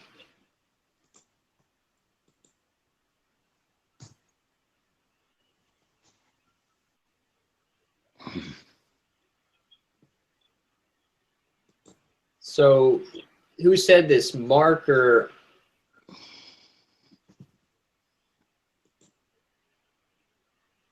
So I'm copying and pasting the ticker to the 17 through 31 page for the 1 through 16 picks. I will reload the 1 through 16 picks page and have the grades up pretty shortly.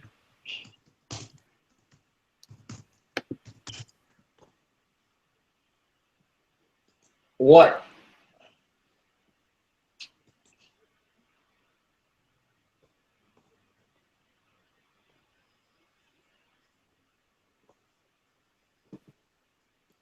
I don't think that's the pick.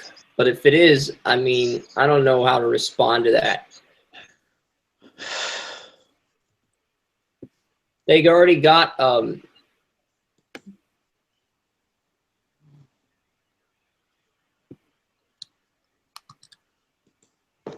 yep, so that's the 17 through 31 is updated on the ticker.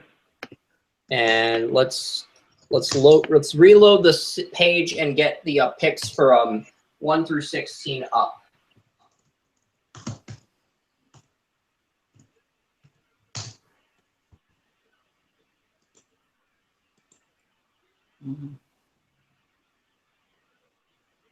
Keanu Neal. Who? Keanu Neal, the Florida Gators safety, goes to Atlanta. Oh. It's safety, but this sort of feels like a reach compared to the Carl Joseph pick. Whoa. Ramsey. Like, if the Steelers took Keanu Neal, that would be understandable, but him going to the Falcons at 17 is clearly a reach. And I don't understand. We've already had 3 safeties go in the top 17, but Landon Collins falls to the 2nd round. You can make a case that Collins is a better prospect coming out of Bama than either Joseph or Neal. So this is just full of surprises once again. Even Jimmy Ward or Deion Buchanan provided better value, even though they were second, third round prospects, just like Keanu Neal. I'm not sure. I think free safety is one of their 2 or 3 biggest needs, but this pick is such a reach at this point. It's like I could either give this a B grade based on need or a D grade based on value. So I guess a solid C grade is what Atlanta's getting.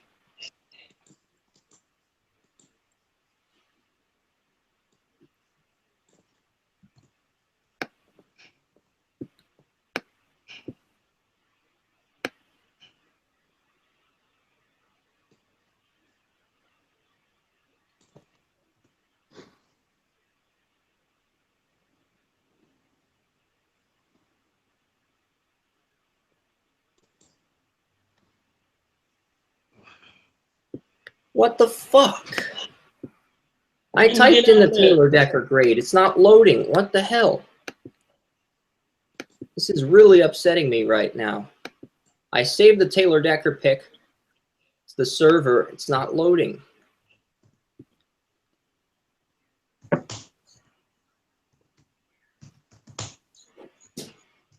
And now I'm 2 picks behind. This is really pissing me off. I'm 2 picks behind on the code, the ticker. It's like I'm still on 16 here. This is really the part where it gets frustrating. Load. Computers are not people. They're robots programmed to serve us. So do what a robot does and serve us.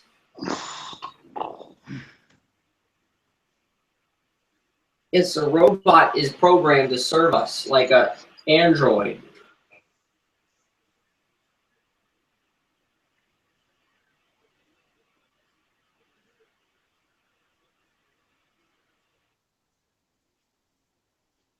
Load.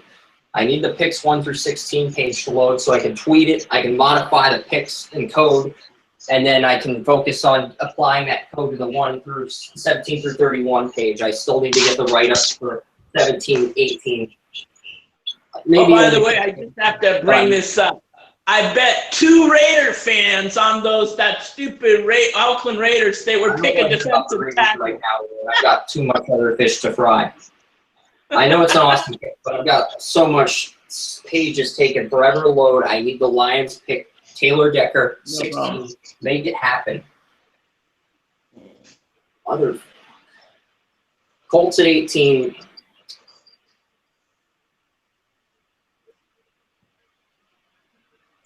Okay, the Taylor Decker write-up's on.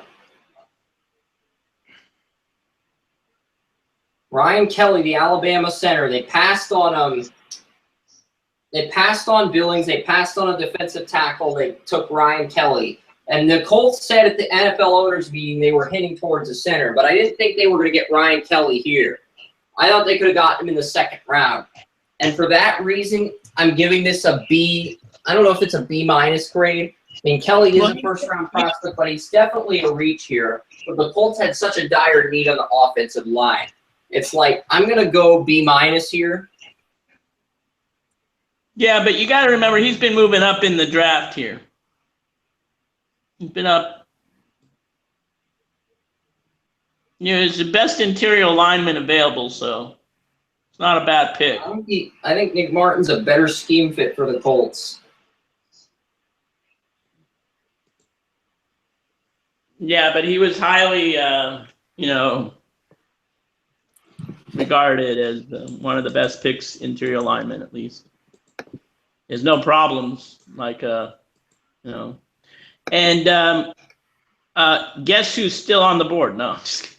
Miles Jack and Reggie Ragland are both still on the board, as well as all of the defensive tackles, except for Sheldon Rankins. Every other defensive tackle outside of Rankins is still on the board here. Yep, and have Shaq Lawson still on the board too, right? Is Shaq Lawson still on the board? Buffalo's on the clock. 19th overall pick.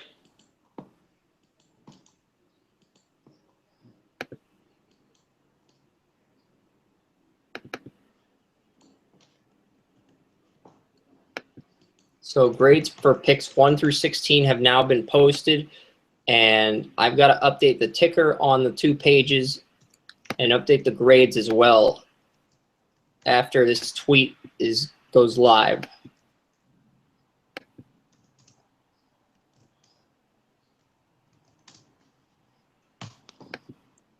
Keanu Neal's probably going to get a C+ grade, and Ryan Kelly's going to get a B- grade, because these players do fill positions of need, but they do feel like reaches at the same time when you consider who's left.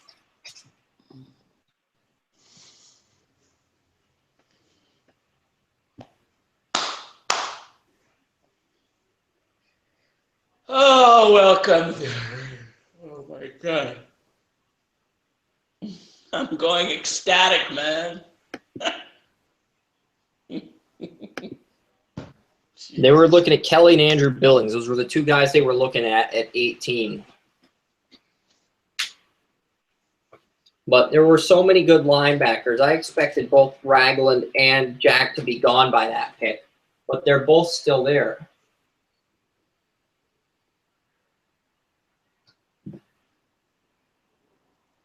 I mean, honestly, the Steelers could get Ragland or Miles Jack and ignore cornerback, which would be stupid, but they could do it. They realistically could do it.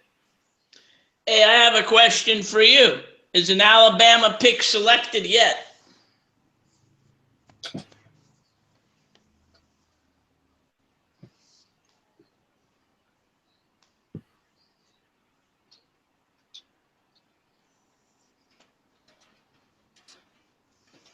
Because that's what the typical Pittsburgh seems to always have, this man crush on linebacker prospects. And if Miles Jack or Ryan Kelly falls to them, I think they're going to consider it, because Lawrence Timmons is in a contract year, and if one of these linebackers can recover from their injury and get healthy, they can just kick Timmons to the curb and save money.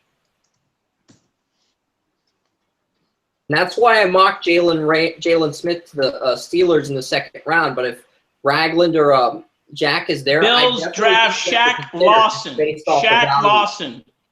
Did you hear me, Chris? Shaq Lawson. Yes, I can hear you, Warren.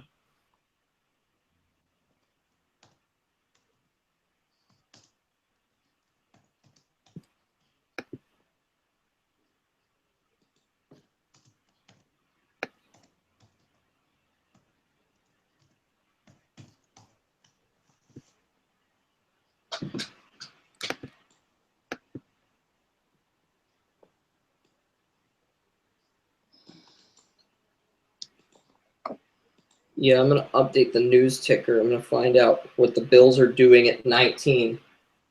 I just told you. Who did they take at 19? Shaq Lawson. So the Bills take Shaq Lawson as a left end at 19.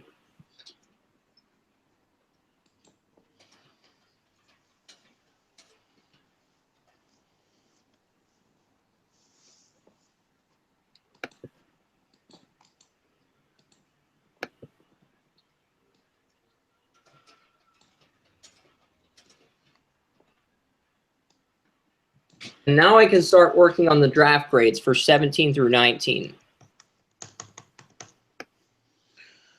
I've got the ticker updated, but I need to get the picks up for 17 through 19. Finally, the Jets. Do you see the Jets taking Paxton Lynch here?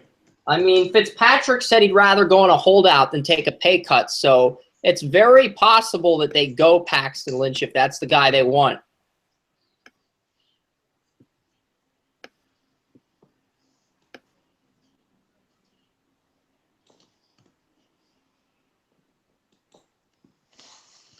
This is at least getting an A grade. I'm not sure I'm going to give it an A+ grade, but I'm at least giving this an A grade.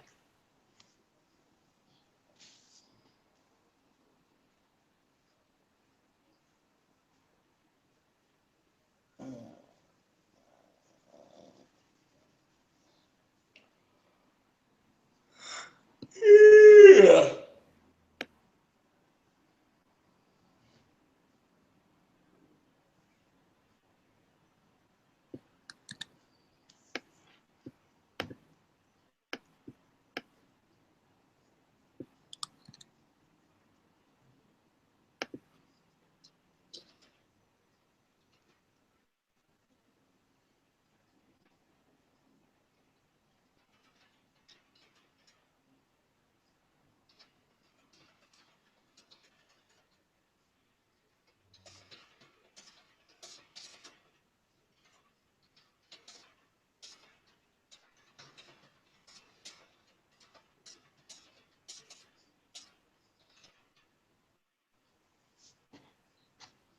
Yeah, Ryan Kelly.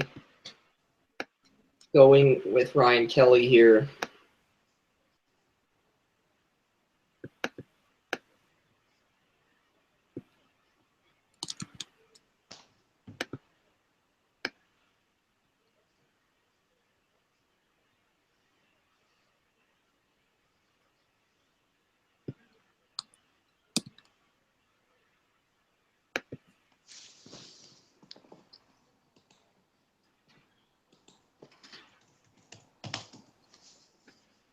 Yeah, you can go B+, B, B-, C+, C grade. I'll give this a B- Ryan Kelly grade. Ryan Kelly was a guy they were targeting, according to the Michael Clifton. He was a guy the Colts were targeting at 18. So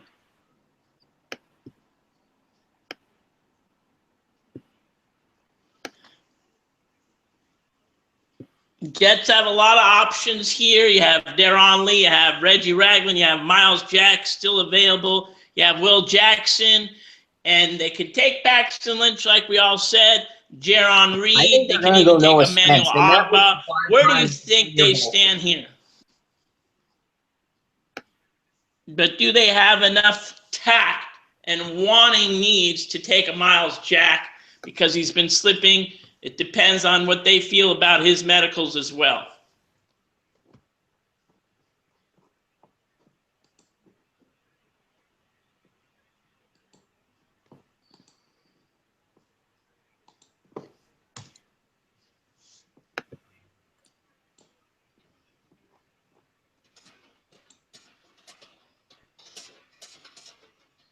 And the pick is in. It is Miles Jack, folks. It is Miles Jack. Miles Jack finally goes, and he goes to the Jets. I like so he's moving from one coast to the other. But he can play on the inside in the Jets too.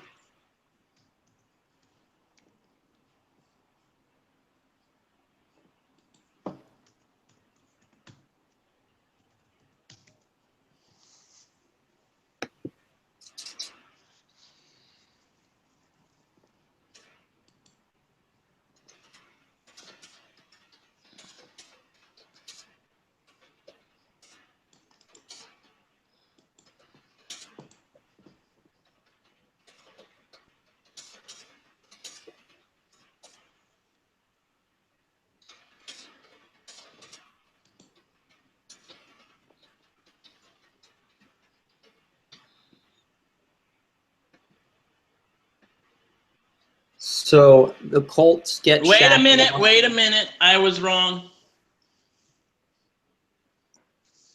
I'm still getting some other feeds. Yeah, so looks like Oren may have been wrong about the Shaq Lawson pick. Or the Noah. No, Shaq Lawson is the pick for that. Shaq Lawson went to Buffalo. That's correct. Yes. It just says Miles Jack is on the board. Miles Jack should go to the should. It's just a big should. So we're still awaiting on the official here. Yeah, the official pick, we're still waiting on it. I'm working on 19, trying to get my Bills grade up because I've got everything else ready to go.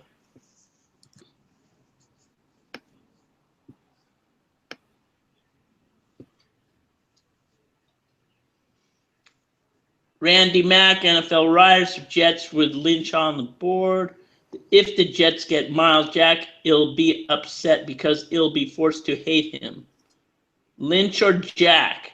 Lynch or Jack? Lynch or Jack? Just da-da-da-da.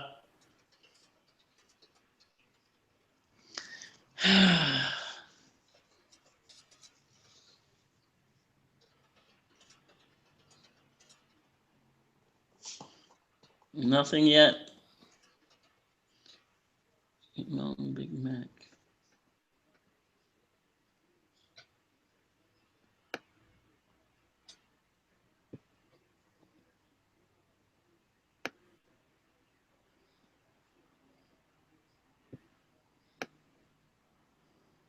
Oh,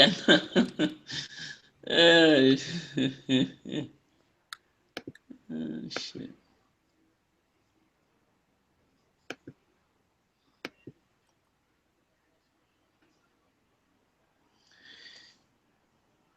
Well, the pick is finally in, so it's either Jack or Lynch, according to the boards here. That's all I see right now, but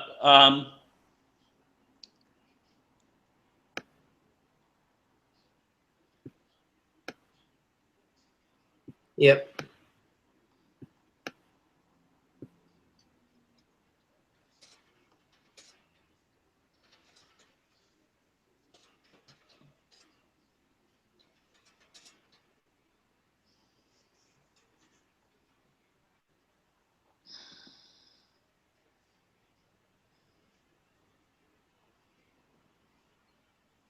I can't believe they don't have anything.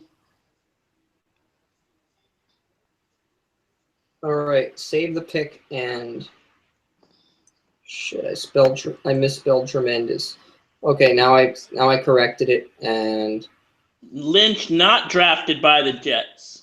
okay, Oren, that's great. I'm gonna load the page for picks 17 through 31.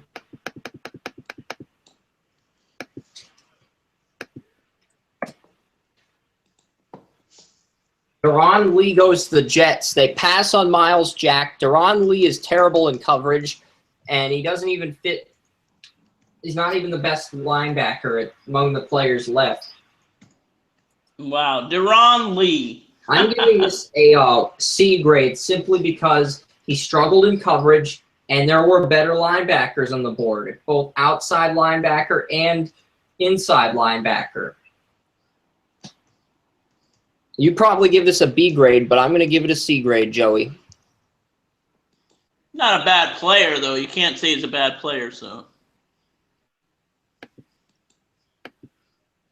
I think that the Jets fans are probably upset they didn't get a quarterback or Jack, but that happens. I'm trying to figure out if Lee's going to be an inside or outside grade.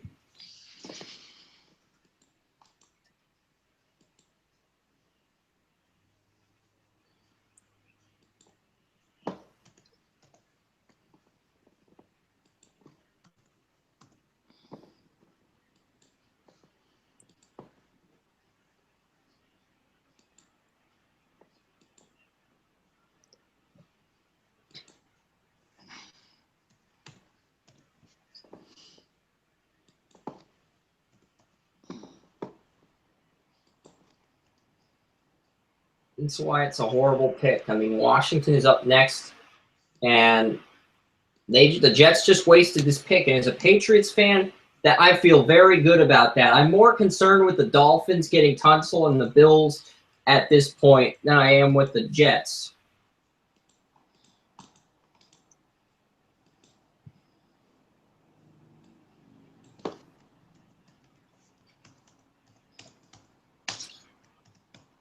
Now, if you recall, just last week, the the Redskins made a move to get Josh Norman paid an extensive amount. So Locke, They're William either going to Jackson's go not going Ragland, here, Jack, or Mackenzie Saquon Alexander. Robinson here. And I It guarantee was a need at the somebody's beginning gonna of the trade up offseason. at some point for one of these players. The value's simply too good to ignore. I could even see the Patriots moving up for Ragland or Jack with them falling the way they are. Maybe not in the first, but definitely at 32. Trade. Washington has traded the pick.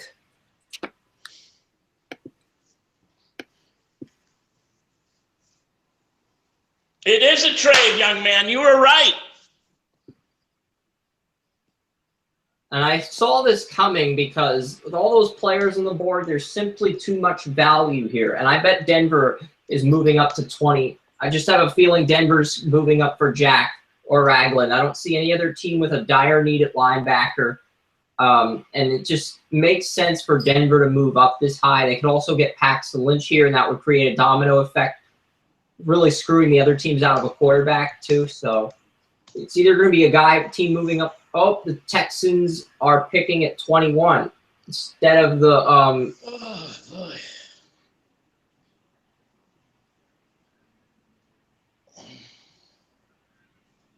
I don't understand why you'd move up one spot. This is like what the Browns did in dang it. Load.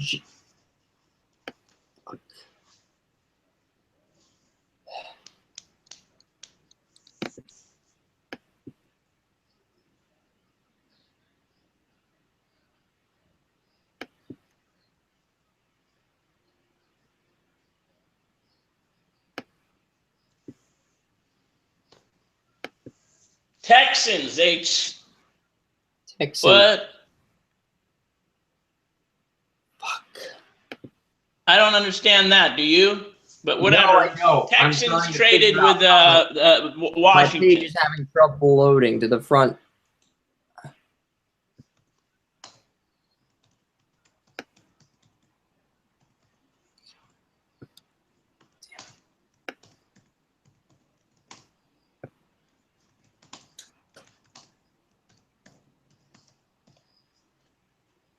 So what did the Texans give up to move up to that spot?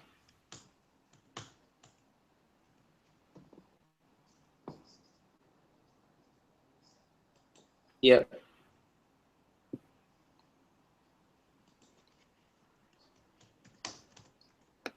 The Browns gave up a 4th-round pick and to move up from 4 to 3. So at least this doesn't look completely bad on tape.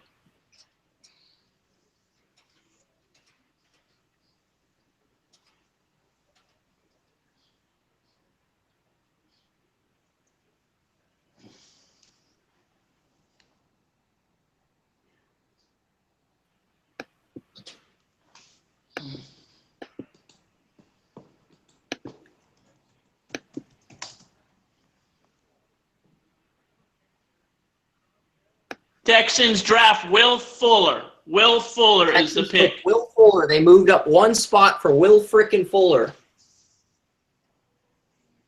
They probably could have gotten him at 22.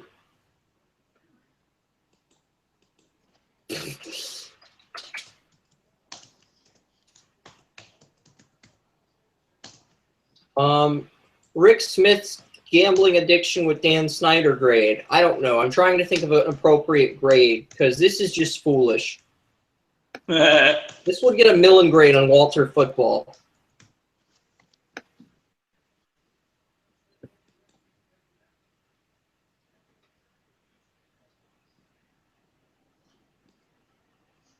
Yeah, and it's like, I'm Dan Snyder. I'm going to make these assholes change their code. Piss them off.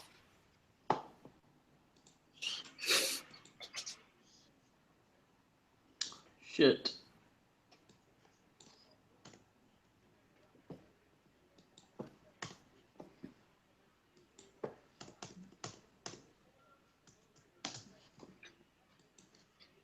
Yeah, Will Fuller is the pick according to Oren.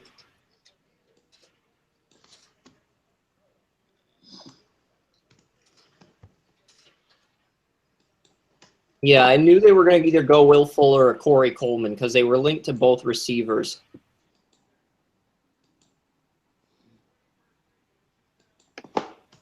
So I'm going to copy and paste the Washington Texans picks to the Atlanta page for the ticker, just so I have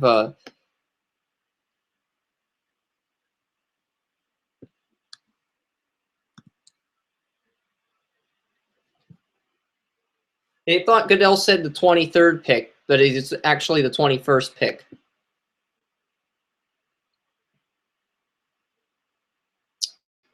So the Jets get a C grade here, and the for Deron Lee, and the Texans get a C grade for reaching for Fuller. So both teams get C grades here. And the reason the Texans get a C grade is because they moved up one spot for Fuller. I think Minnesota will get Myles Jack if he slips at 23, simply because they have two UCLA linebackers in Anthony Barr and Eric Kendricks. And I just think the Vikings at that point will look past this injury. You know, Joey, because they've already got two UCLA linebackers, and they'll ignore Treadwell and they'll piss off all their fans.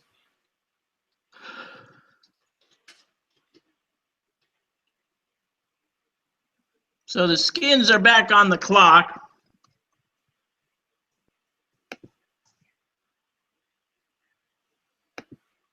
That was kind of a weird move. Maybe they didn't figure out who they wanted. Yeah.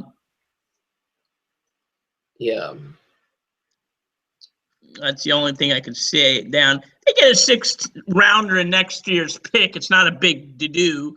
They just gave up a 6th rounder. So it could mean absolutely nothing to move up one spot. I think the Redskins were figuring out who they wanted. It sometimes kind of works like that. They wanted a little bit more time. The Redskins have multiple needs, multiple starters, so they had to move down in the draft. And they moved down to 22. They may move down again with all the players still on the board. And if that's the case, they may move down again. I could definitely see that happening. They're definitely weighing their options at this point.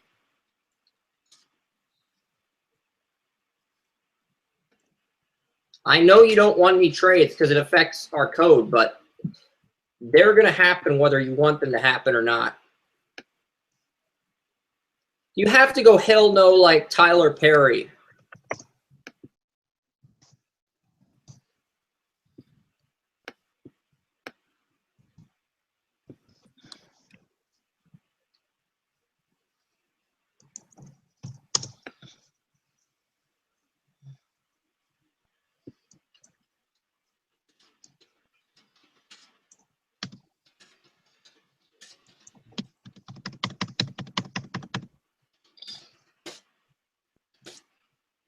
Okay, I still don't see anything for the Redskins coming up here. Redskins.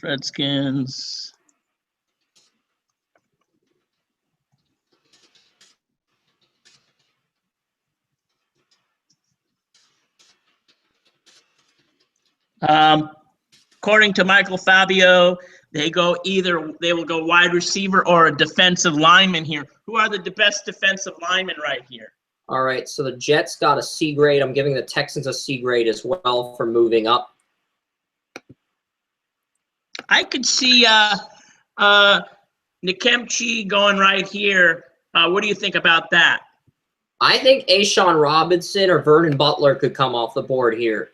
I could also see them going with an inside linebacker.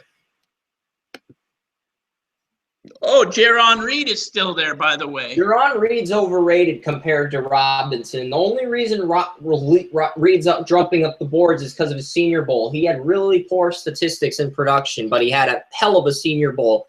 And that Senior Bowl is the sole de facto. The Redskins take a wide receiver, folks. They take Josh Doctson out of TCU. So Redskins got Josh Doctson out of TCU, according to Oren.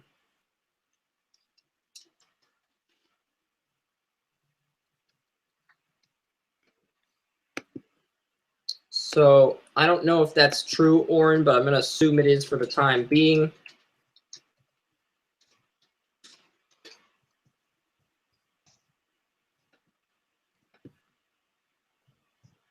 So the Redskins moved down one spot and still land Josh Dotson, which, again,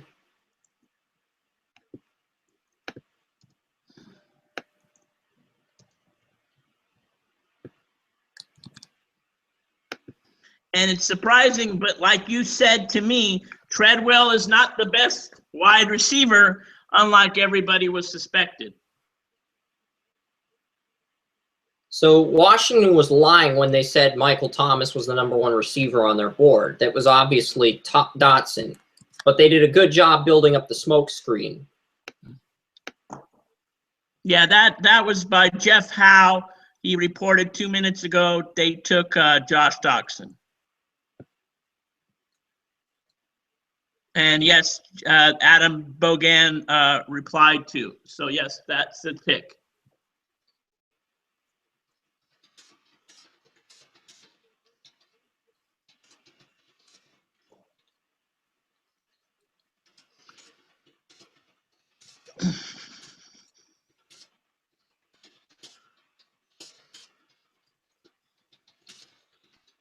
Yeah, Josh Dotson, I'm not sure what grade to give him. I'm thinking I don't think he's an A+ grade, but I'm thinking A, A-, B+, B, B-. The median is B+, so that's the grade Dotson's getting.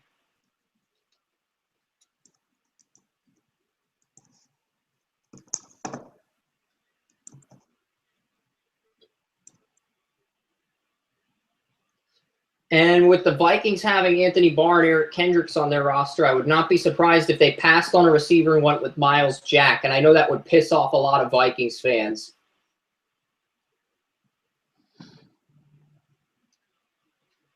No, but I mean, believe Treadwell's still there too.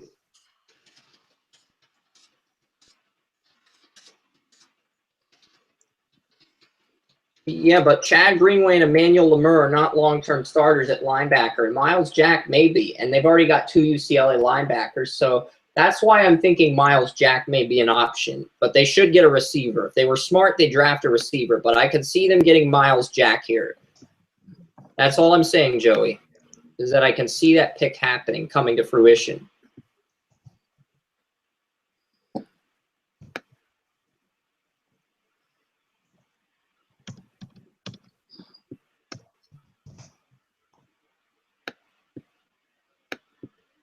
I had Fuller going in the second round of the Giants at 40.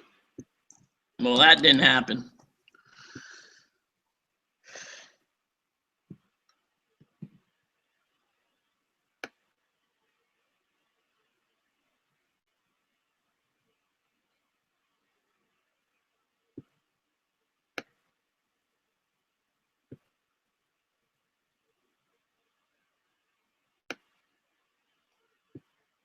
Yeah, I don't think Cleveland could have gone wrong with him. And Minnesota's on the clock at 23. You have to be thinking they'll either go with Treadwell or Jack at this spot. I mean, I could even see them going Ogba to replace Brian Robison. That would be a surprise pick, but I could definitely see it happening. And that would be a huge curveball, though, Joey, if they took Ogba at 23, don't you think?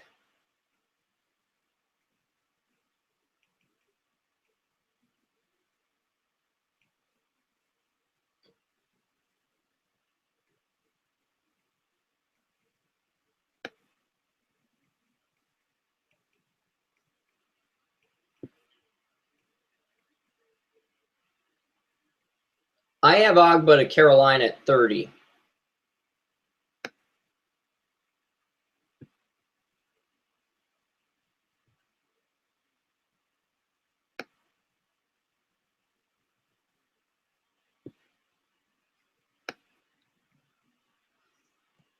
Yeah, it's not letting me copy and paste the pick. Like, the pick is not letting me copy and paste the Josh Dotson pick. Like, I've got the data, I've got the image search file up, I've got all of that up, but it's not letting me copy and paste it. And I'm behind.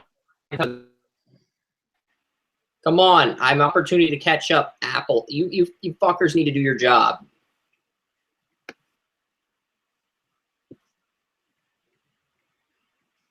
Yes, and you're falling behind.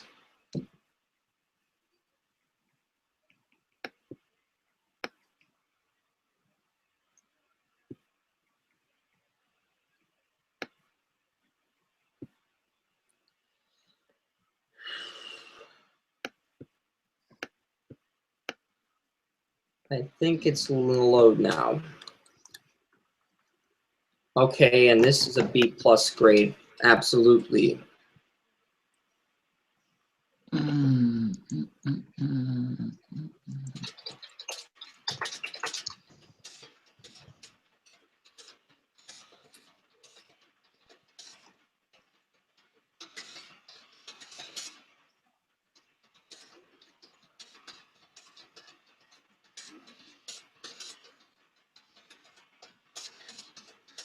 Treadwell to the Vikings. Maybe.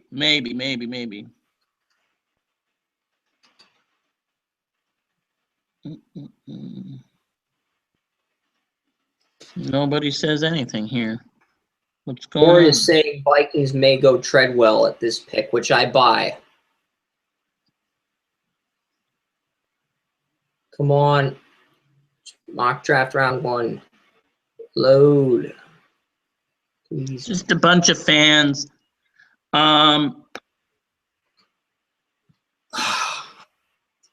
So far, it's a bunch of fans. Reporter from WCPO TV. Plus grade at best. He's overrated compared to Jason Spriggs. The reporter from Minnesota says that I think the Vikings take Treadwell. That's all she says. Or are you reading Walt's picks? Maybe we take Jack. I pray no knee. Treadwell. Okay, let me go look at these results again.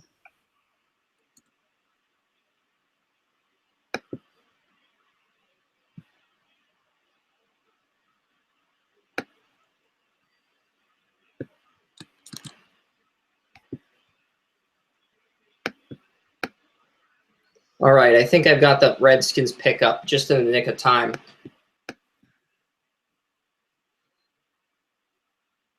I'm thinking the pick is Treadwell.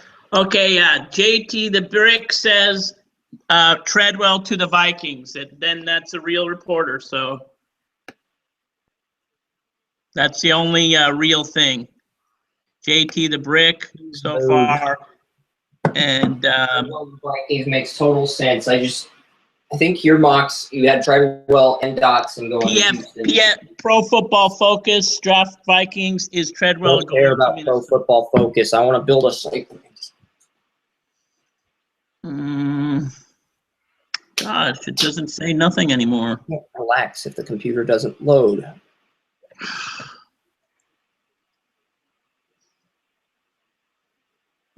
Yes. I think they should double up with Michael Thomas, but I don't think they will. I think Seattle's going to trade their pick at 26 for a quarterback. Team's going to move up for – Seattle always moves down to the draft, and it just makes total sense for them to move down in the draft.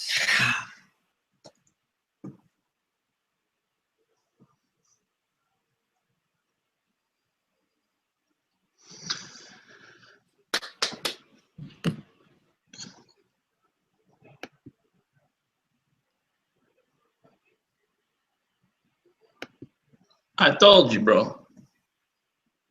What the heck is happening with my draft results page? Something's fucking up the code. Like there's a black screen in the middle of it. What the hell is happening? I did not do this. Fuck.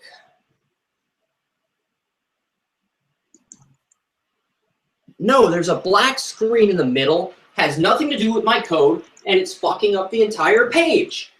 How am I That's not good. if the page isn't even functioning properly? I literally want to build a site and it's Calm down, calm down. You're on the air. According to the Raiders,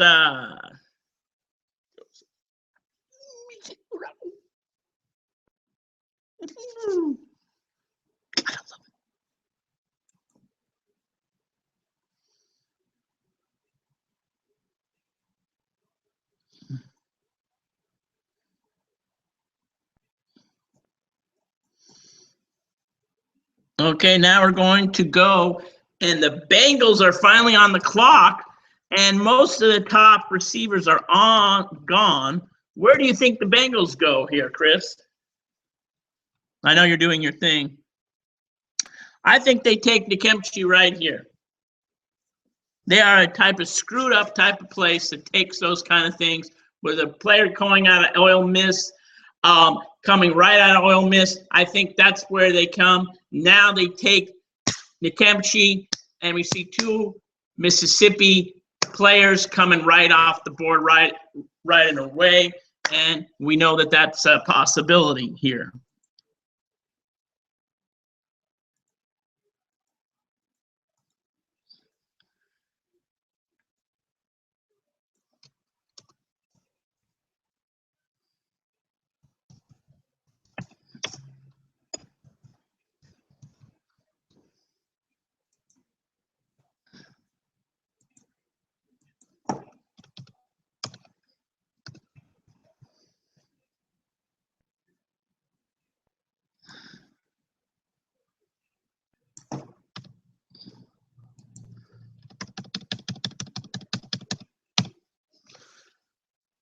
Woo-wee.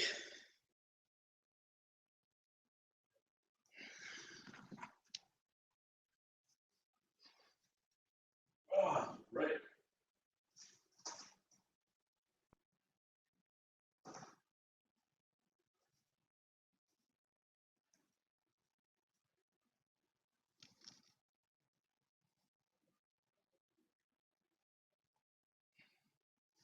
Well, we had 3 receivers go in a row.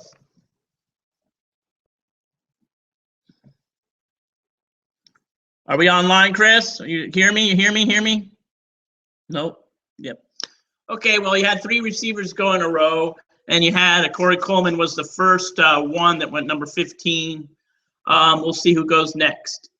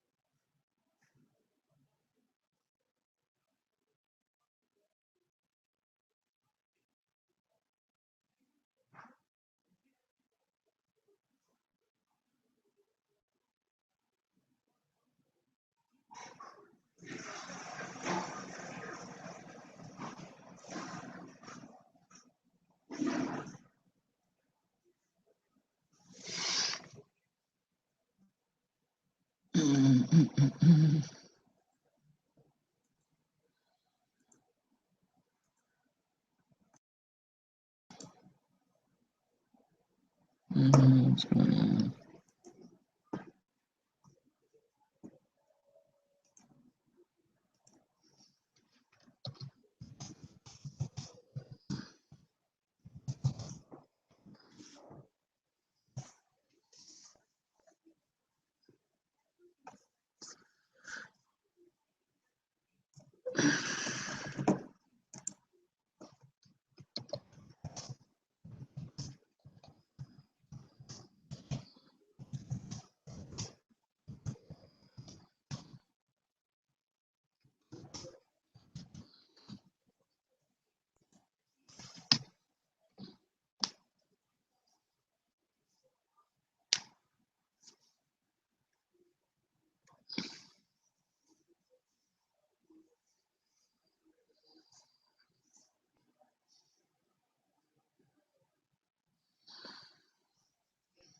I don't know if I'm online or not. I don't know.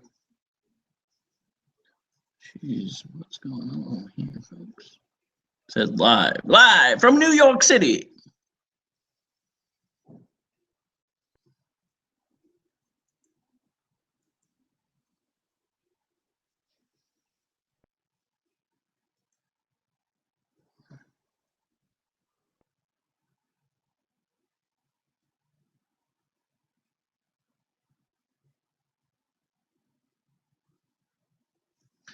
Well, I think Chris left the group. He's having some issues with his computer, but I think the podcast is still live. If you're out there, great. We're coming up with a Bengals selection here. And the Bengals